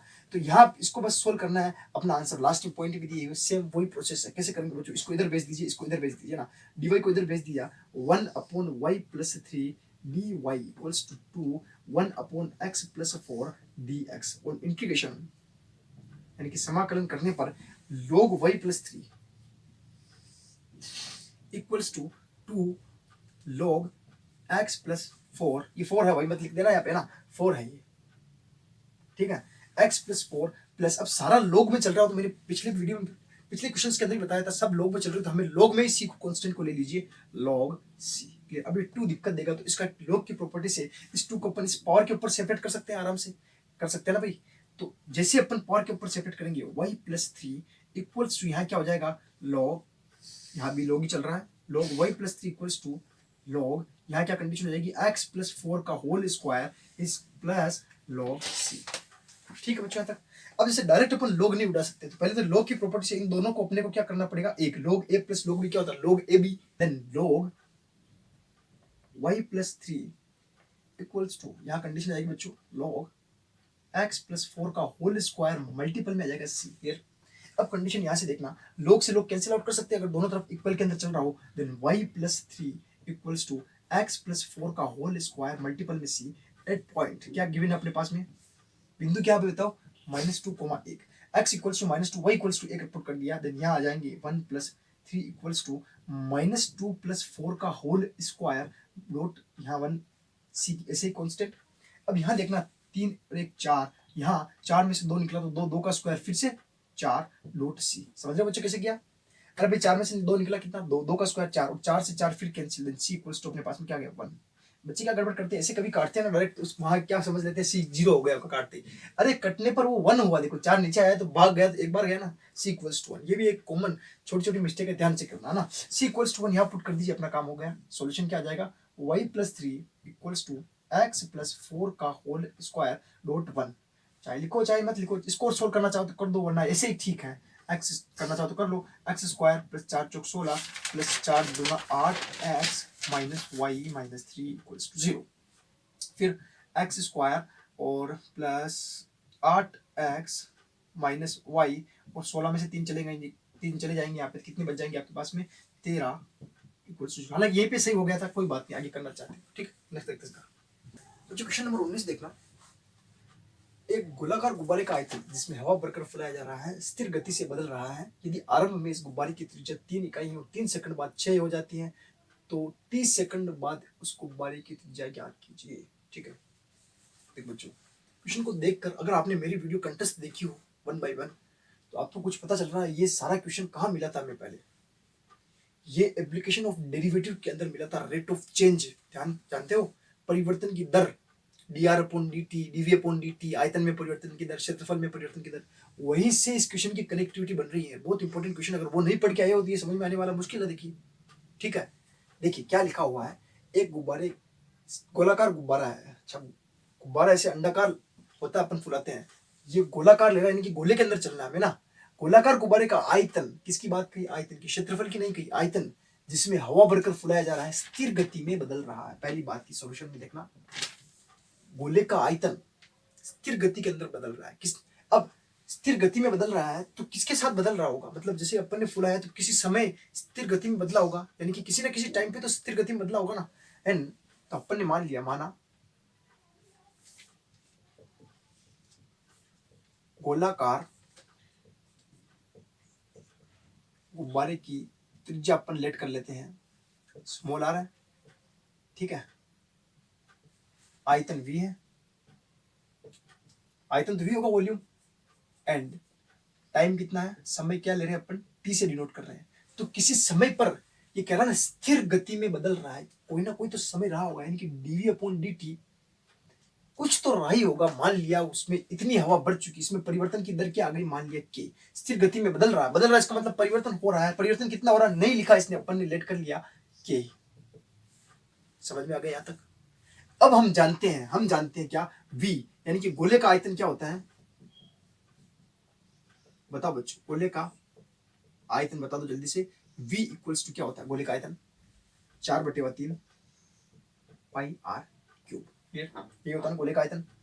अब हमें t के रेस्पेक्ट में डिफरेंशिएशन करना होगा, क्योंकि ये वैल्यू वहां दी होती थी अपने पास में डिफरेंशिएशन के अंदर, यहाँ गिवन नहीं। अब आप कहोगे हर बार इंटीग्रेशन कर रहे हैं या तो आप डिफरेंशिएट करोगे, बिल्कुल क्वेश्चन बनाना पड़ेगा, फिर क्वेश्चन को सोल्व करना पड़ेगा। यहाँ पे अभी क्वेश्चन बना नहीं अपने पास में, dv/dt हमें निकालना पता नहीं, डिफरेंशिएट विद रेस्पेक्ट टू किसके रेस्पेक्ट में, t के रेस्पेक्ट में, differentiate with respect to t, then dv/dt is equals to 4/3 pi r cube का 3r² dr/dt, यानी कि यहाँ पर अब जैसे ही चेंज होगा तो गोले के अंदर आयतन में कब परिवर्तन होगा, जब रेडियस चेंज होगी, उसकी रेडियस बड़ी होगी तो आयतन भी ज्यादा हो जाएगा, रेडियस कम होती जाएगी आयतन भी कम होता जाएगा। तो रेट ऑफ चेंज किसमें होगा, रेडियस में चेंज होगा। यहाँ पे यहाँ 3 से 3 कैंसिल हो जाएगा, 4πr² आ गया, क्लियर। एंड dv/dt अपने पास में गिवन है, इसको इक्वेशन फर्स्ट दे देते हैं बाई समीकरण, बाई इक्वेशन फर्स्ट।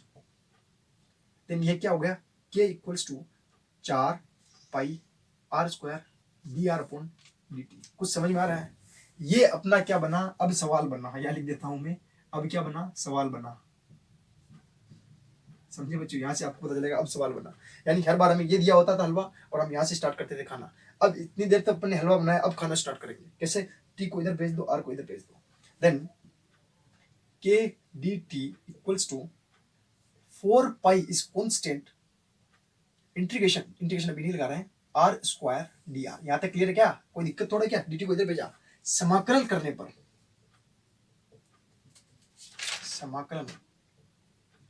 समाकलन किया तो k is constant dt equals to 4π integration r² dr। क्या कंडीशन हो जाएगी बच्चों, बताओ यहाँ से, बताओ, k t dt का t equals to 4π is constant r² का r³ प्लस c। ध्यान रखना कांस्टेंट को अगर नहीं लिया तो लेने के देने पड़ सकते हैं। अब यहीं से क्वेश्चन और इजी बनाते हैं अपन। देखिए यदि आरंभ में इस आरंभ क्या होता है, आरंभ में क्या होता है, आरंभ में समय कहाँ से स्टार्ट कर रहे होते हैं, 0 से स्टार्ट करते हैं ना भाई 12 बजने के बाद 0 से स्टार्ट, फिर 1 से स्टार्ट होता है। आरंभ में समय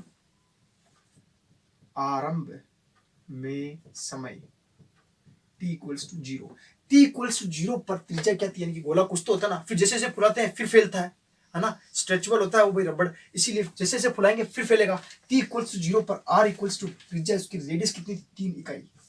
जैसे जैसे ये कह रहा है हम करते जा रहे हैं, हमें कुछ नहीं आ रहा है, रख दो, कुछ ना कुछ तो निकलेगा। तो t इक्वल्स टू 0 पर r इक्वल्स टू 3 रखने पर, रखा तो k multiply 0 equals to 4π r cube, r की वैल्यू बताओ भाई, r इक्वल्स टू 3 का क्यूब बटे 3 प्लस c। मुझे ध्यान से देखिए, यहाँ से अगर आप कट करो तो 2 ही रह जाएगा, यानी कि 4π और यहाँ पर 3 तिया 9 प्लस c, यानी कि c इक्वल्स टू क्या आ जाएगा 36π, वो भी कौन से, माइनस के। c इक्वल्स टू 36π, वो भी कौन से, माइनस के इक्वल्स टू 0 हो गया। अब हमारे पास में c तो आ गया, लेकिन अभी एक वैल्यू k और चाहिए, तब जाके सवाल अपने पास में। ध्यान रखिए हमेशा क्वेश्चंस के अंदर जो वैल्यू लेट की जाती है लास्ट के अंदर कभी भी वो वैल्यू नहीं होनी चाहिए। अगर लेट की हुई वैल्यू लास्ट के अंदर भी आपके पास में आ रही है, यानी कि सॉल्यूशन नहीं आया, हमने 2 वैल्यू यहाँ लेट की, एक तो k आया अपने पास में, एक c कॉन्सेप्ट पर लेट किया, अगर लास्ट में अपने आंसर में भी यही आ रहा है तो अपना क्वेश्चन गलत है, क्योंकि इनकी वैल्यू निकलेगी फिर बाद में आंसर रहेगा। क्यों? क्योंकि पॉइंट दिए हुए अपने पास, पॉइंट नहीं दिए हुए थे तो काम हो जाता, यहीं पे काम होगा, लेकिन पॉइंट दे रखे हैं तो अपने को सी को यहाँ हटाना पड़ेगा, के को भी हटाना पड़ेगा। सी तो हट चुका, अब बचा के। देखते हैं क्या आता है के का। अब देखिए यहाँ आ गए 3 इकाई। अब देखिए आगे और क्या लिखा हुआ, 3 सेकंड बाद। नेक्स्ट आगे अपन देखना बच्चों ध्यान से, 3 सेकंड बाद यानी कि टी बराबर, यानी कि 3 सेकंड बाद, यानी कि t इक्वल्स टू 3 पर r इक्वल्स टू क्या हो गया भाई 6 इकाई। जैसे मैंने जोर लगाया और 3 सेकंड का समय निकला, इतना बड़ा हो गया गुब्बारा, समझ गए हो? यानी कि t इक्वल्स टू पर r इक्वल्स टू 6 आ रहा है। रख दीजिए वैल्यू kt, यानी k इक्वल्स टू t की वैल्यू कितनी है बच्चों 3 equals to 4 pi r cube बटे हुआ 3। ऐसे कैसे क्यों रखें, 6 रख दो, 6 की क्यूब बटे हुआ 3। आगे फिर c की वैल्यू बताओ बच्चों, c की वैल्यू -36 पाई, c की वैल्यू रख दो -36 पाई। यहां तक क्लियर? अगेन देख लीजिए यहाँ किसको कैसे कर सकते हैं अपन। यहाँ से देखिए बच्चों, यहाँ पर 3 के लिख दो, यहाँ पे इक्वल्स टू 4 पाई। यहाँ देखिए बच्चों 6 मल्टीप्लाई 6 बटे हुआ 3 माइनस का 36 पाई। यहाँ से देखिए इसको काट दीजिए, 3 दूना 6। क्लियर? समझ में आ रहा है कैसे कर रहे हैं? यहाँ से 3 का इन सब में डिवाइड कीजिए, देख क्या आता है, के इक्वल्स टू 4 पाई। यहाँ से देखिए 3 को इससे काट दिया मैंने, कितनी बार कटा होगा भाई, 3 का इसमें डिवाइड किया तो 2 बार कटा होगा, 3 दूना 6, 2 ऑलरेडी पहले से हैं, ठीक है? तो 6 चौक कितना हो गया 24। ये बात समझ में आई? 6 4 का यहाँ से देखिए 3 से कटा होगा 2 बार, 6 इंटू 4 24, माइनस ये भी 3 से कटा, 3 कम 3 दूना 6 पाई, ये रहा छोटा हो गया, ठीक है? के इक्वल्स टू यहाँ से देखिए फिर मल्टीप्लाई कर लिया, 4 चौक यहाँ 12 कॉमन ले लीजिए और इजी हो जाएगा, 12 पाई बाहर ले लो, 12 पाई जैसे बाहर लेंगे यहाँ पे 12 दूना 24, 4 दूना 8 माइनस 1, 8 में से गए तो 7, 12 7 84 पाई। इजी हुआ कि नहीं हुआ? के का और सी का मान रखने पर, के का व सी का मान रखने पर, रखो भाई रखो, कहाँ रखेंगे, यहाँ रखेंगे। तो के का मान क्या है 84 पाई, 84 पाई, टी तो चलेगा, टी वेरिएबल है, equals to 4 pi r cube भी ऐसे रह जाएगा, वेरिएबल है, r cube by 3 plus c की वैल्यू -36 पाई। अच्छा माइनस रखा था क्या वहां पे? बिल्कुल रखा था, यहाँ आ जाएगा माइनस का 36 पाई। कुछ कट रहा तो काट दो, जैसे कि एक तो अपन क्या कर देते हैं इन सब में पाई पाई पाई आ रहा है, पाई को हटा देते हैं और एक 4 पाई का पूरी इक्वेशन के अंदर डिवाइड कर देते हैं ना, 4 पाई का भाग देने पर, जैसे भाग दिया अपन ने तो यहाँ से 4 दूना 8, 4 एकम 4, यहाँ से 21 आ गए और यहाँ से टी बचा केवल, इज इक्वल्स टू यहाँ से 4 पाई पूरा cancel, r cube upon 3 minus यहाँ से 4 नाम 36 पाई, पाई भी कैंसिल तो केवल ये आ जाएगा। क्लियर? अब हमारे पास में यहाँ क्या है 3 है, डिवाइड में हमें निकालना आर क्यूब। आगे देखिए बच्चों 3 का सबसे मल्टीप्लाई कर दिया मैंने, 3 दूना 6, 3 एकम 3 टी इक्वल्स टू यहाँ से 3 का किया मल्टीप्लाई तो आर क्यूब माइनस 9 27। बड़े ही आसानी के साथ अपने पास में आंसर आ गया, r cube is equals to 63 t minus 27, 63 t minus 27। ठीक है, इसको थोड़ा और सही लिखना चाहता हूँ तो यहाँ जगह नहीं इसीलिए ऊपर लिख रहा हूँ। आर इक्वल्स टू अपने पास में सॉल्यूशन आ जाएगा 63 टी माइनस 27 की होल पावर क्या आ जाएगा, घनमूल ले लो, ठीक है? वर्गमूल ना लो, घनमूल ले लो, 1/3 ले लो पावर, तो 63 टी माइनस 27 लास्ट आंसर आ जाएगा। समझ के कैसे किया? बहुत अच्छा क्वेश्चन था, आ जाए तो एग्जाम में छोड़ना नहीं, कैसे करना पूरा मेथड बहुत इजी वे से समझा दिया मैंने ना। नेक्स्ट देखते इसका। अच्छा क्वेश्चन नंबर 20 देखना यहाँ पे, किसी बैंक में मूलधन की वृद्धि 8% वार्षिक दर से 100 रुपए 10 वर्षों में दुगने हो जाते हैं, 100 रुपए 10 वर्षों में दुगने हो जाते हैं, तो आर का मान क्या होगा? क्लियर? बच्चों क्वेश्चन ध्यान से देखना, बहुत बार आया हुआ क्वेश्चन है और अवकल समीकरण वाला जो उसी के और के अंदर एक तो अवकल समीकरण होमोजीनियस वाला पूछ लेते हैं, कभी लीनियर डिफरेंशियल इक्वेशन पूछ लेते हैं, उसी के अथवा में ऐसा क्वेश्चन डाल देते हैं। बुक के अंदर केवल 2 क्वेश्चन ही है ना, ब्याज वाले बुक के अंदर। जब तक ना कहा जाए आपको सिंपल इंटरेस्ट यानी कि साधारण ब्याज में चलना है, चक्रवृद्धि ब्याज में नहीं जाना है, कुछ बातें मैं आपको साधारण ब्याज की बता देता हूं बच्चों। 3 चीजें होती है, एक तो होता है मिश्र धन जिसको बोलते हैं अपन अमाउंट, और एक होता है मूलधन इसको बोलते हैं प्रिंसिपल, प्लस सिंपल इंटरेस्ट को कहते हैं साधारण ब्याज। क्या बोलते हैं? साधारण ब्याज। और ये जो साधारण ब्याज होता है ना, इसके अंदर डायरेक्ट निकलता है, क्या होता है, मूल दर इंटू दर को क्या बोलते हैं, आर इंटू समय, और आर प्रतिशत में होता है इसीलिए बटेवा 100 लगा देते हैं। ये बात ध्यान रखोगे आप। पी क्या है? मूलधन, और सिंपल इंटरेस्ट मूलधन इंटू दर इंटू समय को स्मॉल टी से भी प्रेजेंट कर देते हैं, बहुत सी बात कैपिटल टी भी लिख देते हैं। ये बातें छोटी मोटी बातें थी, ठीक है? सिंपल इंटरेस्ट की बातें थी जो आप 8th क्लास के अंदर पढ़ के आए होंगे, थोड़ा सा मैंने बता दिया। ऐसे ही सिंपल कंपाउंड इंटरेस्ट यानी कि चक्रवृद्धि ब्याज भी होता है, उसके अंदर अमाउंट का फॉर्मूला होता है, मूलधन 1 प्लस दर बटे वर्ष की होल पावर टी वाला, वो वाला फॉर्मूला होता है। हमारे उसमें नहीं जाना है अभी, अपने पास में जब तक ना कहा जाए तब ये फॉर्मूला यूज में लेना है। और ये भी पूरा यूज में नहीं लेना, थोड़ा सा यूज में लेना है। कैसे लेंगे, देखिए क्या कहा हुआ है, किसी बैंक में मूलधन की वृद्धि यानी कि मूलधन में परिवर्तन की दर, स्टार्ट कर रहे हैं सॉल्यूशन। माना मूलधन P, समय T, वह और क्या चाहिए, दर R है, ठीक है, R प्रतिशत के अंदर है ना।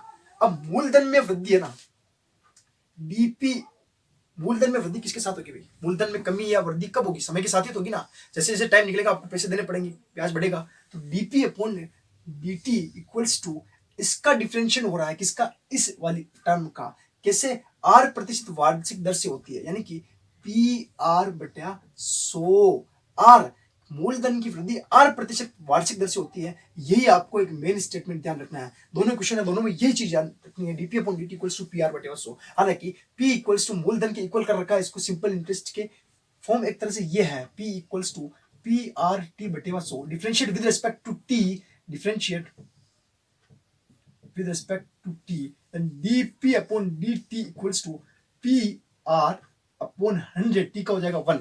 इससे स्टेप आइए क्लियर, ये स्टेप कहां से एक पता चल गया आपको, ये आपको ध्यान रखनी है, स्टैंडर्ड रिजल्ट होता है एक तरह से PRT बटे 100 वाला, ठीक है, इस साधारण ब्याज का आपको पता होगा क्लियर। अब देखते हैं अपन इसके अंदर क्या क्या कर सकते हैं, उससे क्वेश्चन चलता है ना।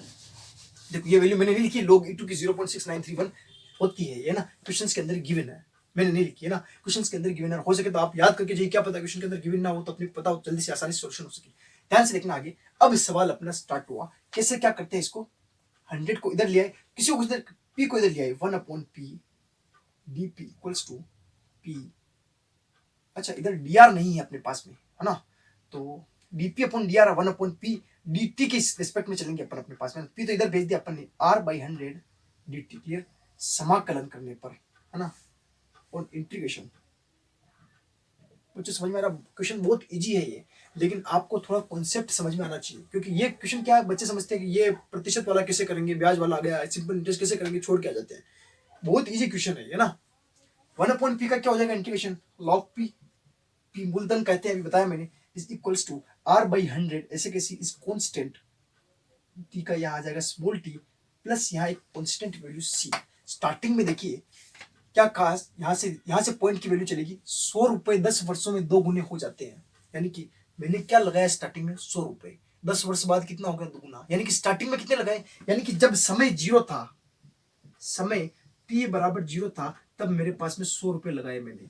जब समय 2 गुना 10 वर्ष हो गए समय, तो पैसे 100 के 2 गुने हो जाएंगे, क्लियर। तो अभी तो यही है, t बराबर 0 पर, t बराबर 0 पर अपने पास में क्या आ रहा है यहाँ पर, क्या, मूलधन, ये मूलधन ही तो है, 100 रुपए क्या अपना मूलधन जो लगाते हैं उसको बोलते हैं मूलधन। मूलधन p कितना है 100, देखो रखो यहाँ पे, तो t बराबर 0, मूलधन p कितना अपने पास में, अच्छा यहाँ पर अपने पास में एक वैल्यू आ रही है log की, ठीक है। अब चाहो तो देखो एक कांस्टेंट की वैल्यू, इसको भी इधर शिफ्ट कर दो, इसको भी log के अंदर ही रखो तो अच्छा रहेगा ना, log सोल्व करने में थोड़ा आसान हो जाएगा, इसीलिए कर रहा हूँ। हालांकि आप चाहो तो c भी रख कर सकते हो, कोई दिक्कत वाली बात नहीं, इसको आप इधर कर लीजिए, log p minus log c equals to r/100।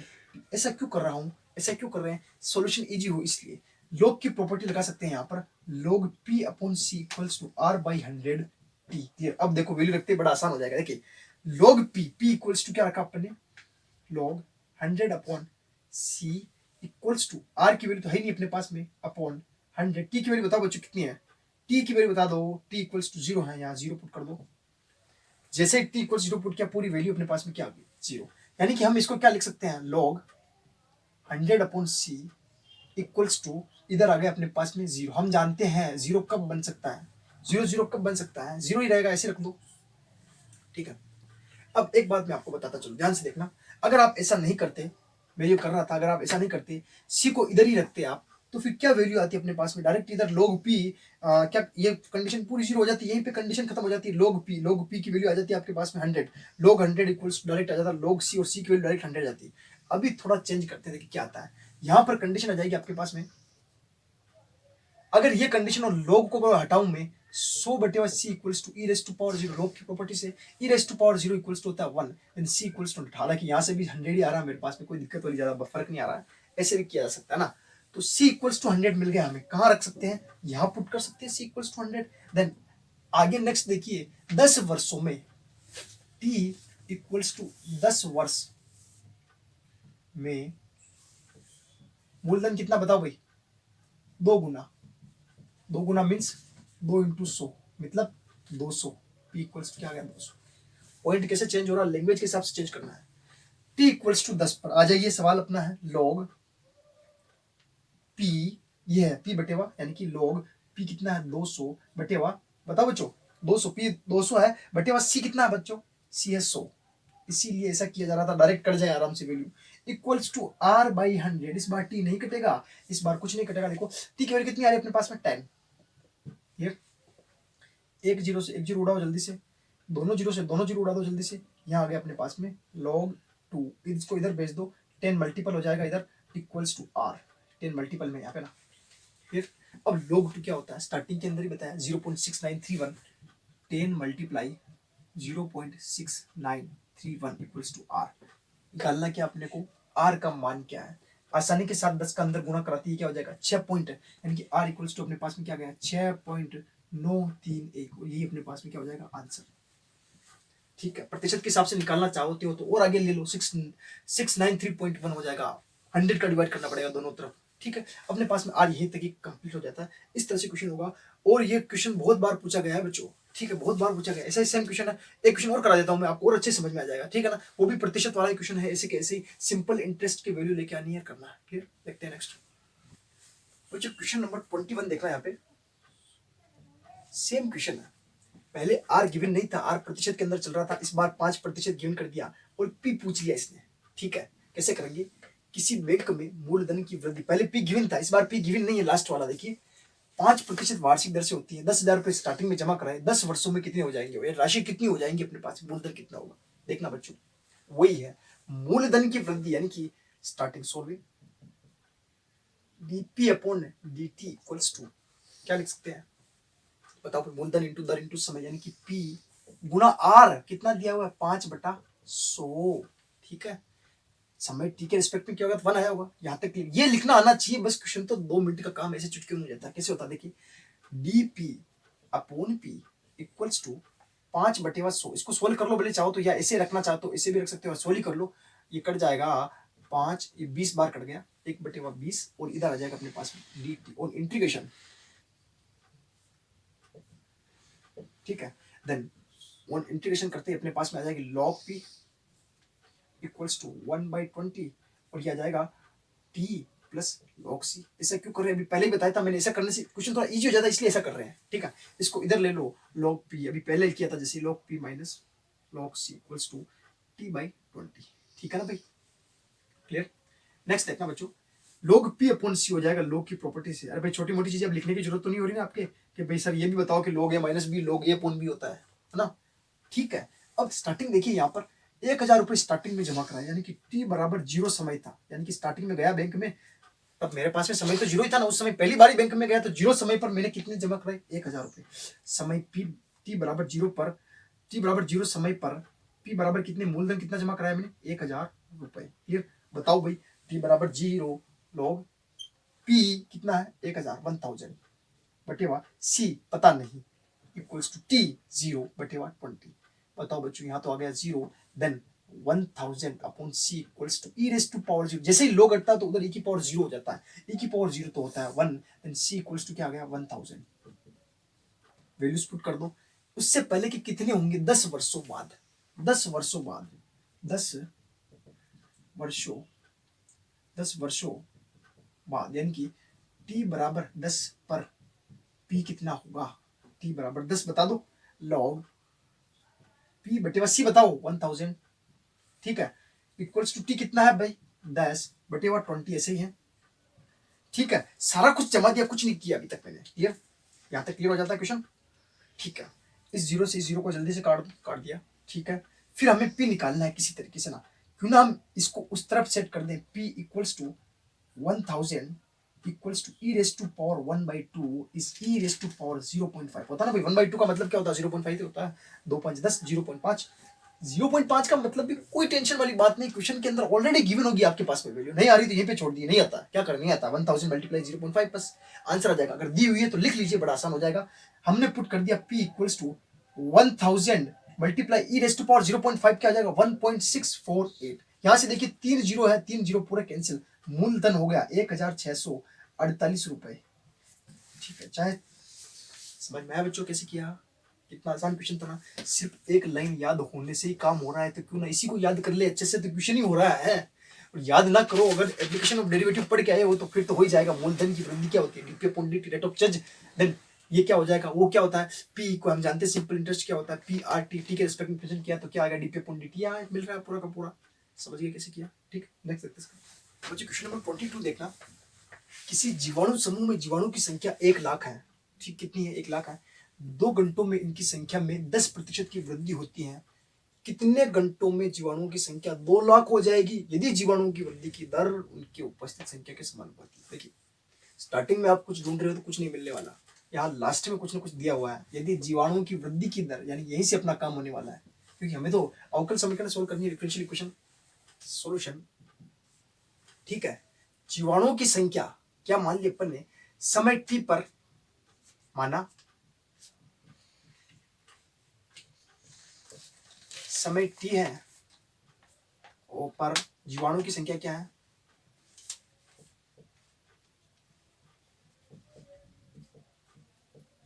Small Y है। जीवाणुओं की वृद्धि की दर यानी कि dv upon dy upon dt equals to dy upon dt equal to वृद्धि की दर उसकी उपस्थित संख्या, यानी कि उस समय उपस्थित संख्या कितनी है? y। इसके क्या है? प्रोपोर्शनल है, यानी कि समानुपाती। ये प्रोपोर्शनल वाला फिजिक्स का स्थिरांक है। प्रोपोर्शनल जैसे हटता है तो एक कांस्टेंट वैल्यू आती है। ये समानुपाती इसलिए यहाँ पर आया। अगर ये व्युत्क्रमानुपाती आता तो 1/y आ जाता।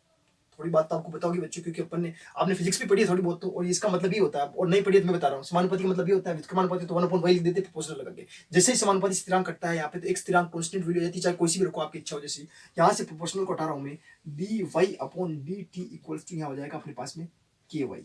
सवाल स्टार्ट हो चुका है।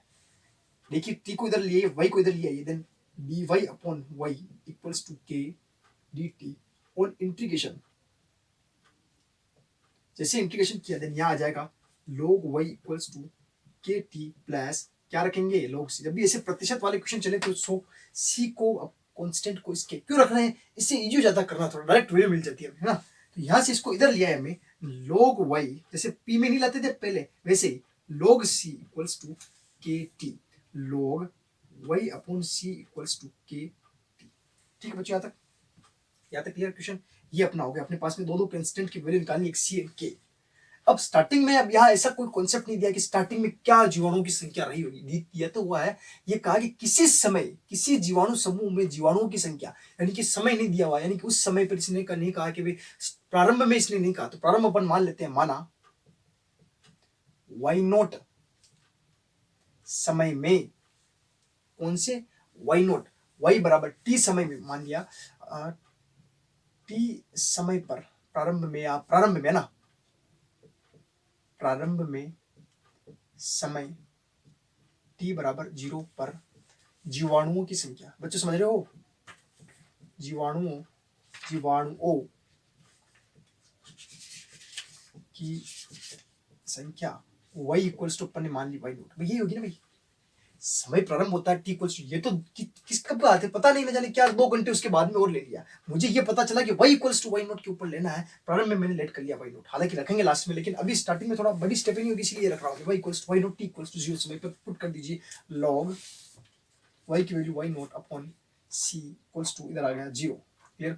y naught upon c equals to e raise to power 0 यानी कि 1, then y naught equals to क्या आ गया अपने पास में c, यानी कि c की वैल्यू अपने पास में आ गई y नोट, यानी कांस्टेंट तो अपने पास में हट चुका है। वैल्यू आ जाएगी log y upon y naught equals to k t. अभी भी मेरे को एक कांस्टेंट k की वैल्यू लानी। अब वो रिस्ट्रिक्शन पढ़ते हैं, ये तो अपन ने मन से बना लिया, अभी ये रहा होगा, तो कांस्टेंट डायरेक्ट हट गया, डायरेक्ट पहली वाली वैल्यू आ गई। अब दूसरी बात, 10,000 है स्टार्टिंग में, इनकी संख्या कितनी है? 10,000, यानी कि वही नोट जो स्टार्टिंग के अंदर जीवाणुओं की संख्या किसी समूह में जीवाणु की संख्या कितनी है? 10,000। वाई नॉट अपन 10,000 मानेंगे, अभी नहीं मान रहे है ना। यहां से देखना 2 घंटों में इनकी संख्या में 10% की वृद्धि होती है, ठीक है। यानी कि 2 घंटों में वाई नॉट में 10% की वृद्धि। अब आप कहोगे सर आप 10,000 क्यों नहीं ले रहे, सॉरी 1 लाख क्यों नहीं ले रहे हो? 1 लाख इसीलिए ले रहा हूँ, स्टेपें बहुत बड़ी बड़ी हो जाएगी। अभी मैं थोड़ा इसको शॉर्ट में ले रहा हूँ, डायरेक्ट अभी रखेंगे है ना। 2 घंटों में वाई नोट में 10% की वृद्धि है ना। वाई नोट में 2 घंटों में 10% की वृद्धि, यानी कि वाई नोट रहा होगा, वाई नोट में 10% वृद्धि, यानी कि वाई का 10%, वाई नोट तो ही है, और इसमें वाई नोट मल्टीप्लाई कितना आ जाएगा 10/100। वाई का 10% कितना होगा, ये तो होगा। इसमें वाई नोट में 10% की वृद्धि, यानी कि वाई नोट तो यही है, इसमें 10 की 10% वृद्धि और ऐड हो रही है, यानी कि 10/100। क्लियर यहां तक? एक जीरो से एक जीरो कैंसिल, इसको ऐड कर लिया थोड़ा, तो अल्सियम लेके तो 11 वाई नोट बटे 10, यानी कि 2 घंटे में कितनी वृद्धि हो रही है? 11 वाई नोट की वैल्यू कितनी है? 1 लाख, ठीक है, रखेंगे। तो ये कंडीशन यानी कि टी इक्वल्स टू कितना है? टी इक्वल्स टू 2 पर, मीन्स 2 घंटों में वाई नोट में 10% की वृद्धि। वैल्यू पुट कीजिए बच्चों, लॉग अपने पास में 11/10 वाई नोट अपॉन में वाई नोट ऑलरेडी है इक्वल्स टू के टी कितना है? 2 घंटे है। क्लियर है? इस वाई नोट से वाई नोट कैंसिल आ गया, देन लॉग के की वैल्यू क्या आ जाएगी अपने पास में? 1/2, या आप की पावर 2 में भी ले जा सकते हो। अपने को के निकालना, वैसे के निकालना, तो 1/2 log 11/10 इक्वल्स टू के। ये के की वैल्यू आ चुकी है बच्चों। के की वैल्यू फिर से अपन पुट कर देंगे कहाँ पर? इसी स्टेप के अंदर पुट कर देंगे। Then implies log y upon y naught equals to k की वैल्यू कितनी आई? 1/2 log 11/10 t। इसको आप दे सकते हो, भले चाहो तो कोई सी भी समीकरण यहाँ रखा जैसे मैंने, आप ध्यान रख लेना, कोई सी भी समीकरण देकर लेना। अभी भी अपने पास में y अपॉन वाई नोट है, इसको थोड़ा सोल्व करना पड़ेगा आपको ना। कैसे करते हैं, हमें क्या निकालना है? इसके अंदर वृद्धि होती है तो जीवाणुओं की संख्या क्या ज्ञात करके, समय, किस जीवाणु समूह में जीवाणुओं की संख्या ये है, 2 घंटों में इनकी संख्या की वृद्धि होती है, कितने घंटों में, यानी कितने समय निकालना है, हमें टी निकालना है, अभी भी इनका विलोप करना है ना। तो log y upon y naught को सोल्व करना है मेरा। तो log y, यानी कि ये वाई नोट अपन ने क्या माना था? प्रारंभ वाला माना था। क्या माना था? प्रारंभ। यानी कि पहले संख्या क्या थी? पहले वाई नोट, पहले संख्या मीन्स वाई नोट कितना था भाई बताओ? 1 लाख। 1 लाख कितना बच्चों? एंड बाद में कितना हो गया? कितना हो गया भाई? ज्यादा जीरो तो नहीं हो गए? 2 एक ज्यादा हो गया भाई, ठीक है ना। तो ये 1 लाख थी प्रारंभ में संख्या, और फिर कितनी हो गई? वाई पर कुछ समय बाद, कुछ समय में वाई इक्वल्स टू क्या हो गया? वाई नोट ये था, कुछ समय में क्या हो गई? 2 लाख, ठीक है। इनको अपन यहां पुट कर देते हैं, तो log y upon y naught, यानी कि log y upon y naught, क्या कंडीशन आ जाएगी? log y की वैल्यू कितनी आ जाएगी? 2 लाख अपॉन 1 लाख। ये सारी ही वैल्यू कट जाएगी, केवल क्या बचेगा अपने पास में? 2, और इधर 1/2 चल ही रहा था। log 11/10। ध्यान से देखना बच्चों, आंसर आ जाएगा अपने पास में यहाँ पे log t इक्वल्स टू क्या कंडीशन आ जाएगी? log 2 अपॉन कंडीशन आ जाएगी 1/2 log 11/10। और सोल्व करना चाहते हो तो कर लो, t इक्वल्स टू 2 को ऊपर ले जाओ, 2 log 2 अपॉन log 11/10। टी तो नहीं आएगा, टी तो भेज देना अपन उधर। ये इसका फाइनल आंसर होने वाला बच्चों। 1/2 ऐसे रखना चाहते हो ठीक है, अब और चाहो तो और सोल्व कर लो, 2 को ऊपर ले जाओ आप, क्या आ जाएगा? 2 के ऊपर 2 log 4 हो जाएगा। फिर और सोल्व करना चाहते हो log a minus log a upon log b, condition क्या हो जाएगी? log a माइनस b वाली, log a by b वाली प्रॉपर्टी लगती है, इस पे फिर ज्यादा नहीं पाओगे। log 4/log 11/10, ये इसका फाइनल आंसर हो जाएगा। log तो अपने पास में कंडीशन दी भी नहीं हुई, यही पे इसी में रख देंगे, अपने पास घंटे वगैरह नहीं आ रहे हैं, ठीक है। इस टाइप से होगा, हालांकि थोड़ा डिफिकल्ट था ये क्वेश्चन, हो जाता है लेकिन, है ना। इसका लास्ट क्वेश्चन और देख लेते हैं जल्दी से बच्चों। आज का फाइनल क्वेश्चन होने वाला है अपने पास में, question number 23, dy by dx equals to e raised to power x plus y। इसका व्यापकन निकालना है, टिक द करेक्ट आंसर के अंदर दिया हुआ है। ध्यान से देखिए बच्चों, हालांकि आप कर पाओगे, लेकिन वो एक लास्ट क्वेश्चन इसलिए मैंने कहा कि करवा ही देते हैं, ठीक है। ये पावर के अंदर, एडिशन के अंदर है, तो पावर में एडिशन में तो मल्टीपल में लिखा जा सकता है। कैसे? dy upon dx equal to e raised to power x multiple e raised to power y, separate हो जाएगा। मेथड ही हमने 9.4 के अंदर पूरा क्या पढ़ा है? Separable method, clear. Then separate हो रहा है, e की पावर माइनस वही हो जाएगा इधर आके, dy इक्वल्स टू e की power x dx on integration, on integration यानी कि समाकलन करने पर e की पावर माइनस वाई का e की पावर माइनस वाई माइनस 1 नीचे इक्वल्स टू e की पावर x प्लस c। इसको सोल्व कर लो, यहाँ से e की पावर x माइनस इधर ले लो, इसको e की power minus Y plus C equals to 0। C को उधर भेज दो चाहो तो, e raise to power x minus e raise to power minus Y equals to minus C, implies minus C equals to, ले लीजिए capital C, then e raise to power x minus e raise to power minus Y equals to capital C. शायद इसका answer अपने पास में first वाले होने वाला है, फर्स्ट वाला आंसर इसका हो जाएगा। तो समझ में आ गया कैसे किया? ठीक है बच्चों, देखिए इसको अच्छे से पढ़ना 9.4 एक्सरसाइज को। हालांकि मैंने बहुत सारे क्वेश्चन करवा दिए, कुछ क्वेश्चन ही छुड़ाए हैं मैंने, जैसे कोई पार्शियल फ्रैक्शन वाला एक क्वेश्चन छुड़ाया था मैंने, एक करवा दिया था, एक छुड़ाया था, सेम सेम जो मिले थे वो छुड़ाए थे। मैक्सिमम क्वेश्चन मैंने करवा दिए। इसके अंदर जो लास्ट के जो क्वेश्चन है वो 4 मार्क्स के अंदर पूछे जा रहे हैं, अल्टरनेट एग्जाम के अंदर बार बार पूछे जा रहे हैं। आप ध्यान से पढ़िएगा, बहुत अच्छे से आप कर पाओगे। ठीक है, 9.4 एक्सरसाइज हमारी हो जाती है इस तरह से। नेक्स्ट अपन होमोजीनियस डिफरेंशियल इक्वेशन पढ़ेंगे 9.5 एक्सरसाइज के अंदर। वो भी बहुत इंपॉर्टेंट है, क्योंकि ये 9.4 and 9.5 and 9.6 next linear differential equation, जो थर्ड वाला मेथड अपने पास में डिफरेंशियल इक्वेशंस को करने का, ये अल्टरनेट क्या पूछे जाते हैं।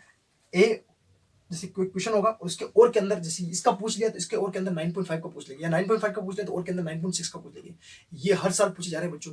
अवकल समीकरण का क्वेश्चन आता ही है, 4 मार्क्स के अंदर बार बार आ रहा है, इसीलिए मैं कह रहा हूँ फिर से अच्छे से पढ़ना इसको, बहुत अच्छे से हो जाएगा। लेकिन इसके अंदर आज जो अपन ने पढ़ा, इसमें से कोई वो पढ़े थे ना अपन ने, वो सिंपल इंटरेस्ट वाला, यानी कि डीपी अपॉन डीटी वाला, वृद्धि दर वाला, वो क्वेश्चन बहुत बार आया हुआ है। उस वाले पैटर्न को अच्छे से देख लेना।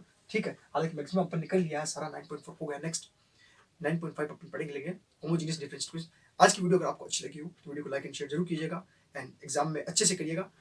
धन्यवाद।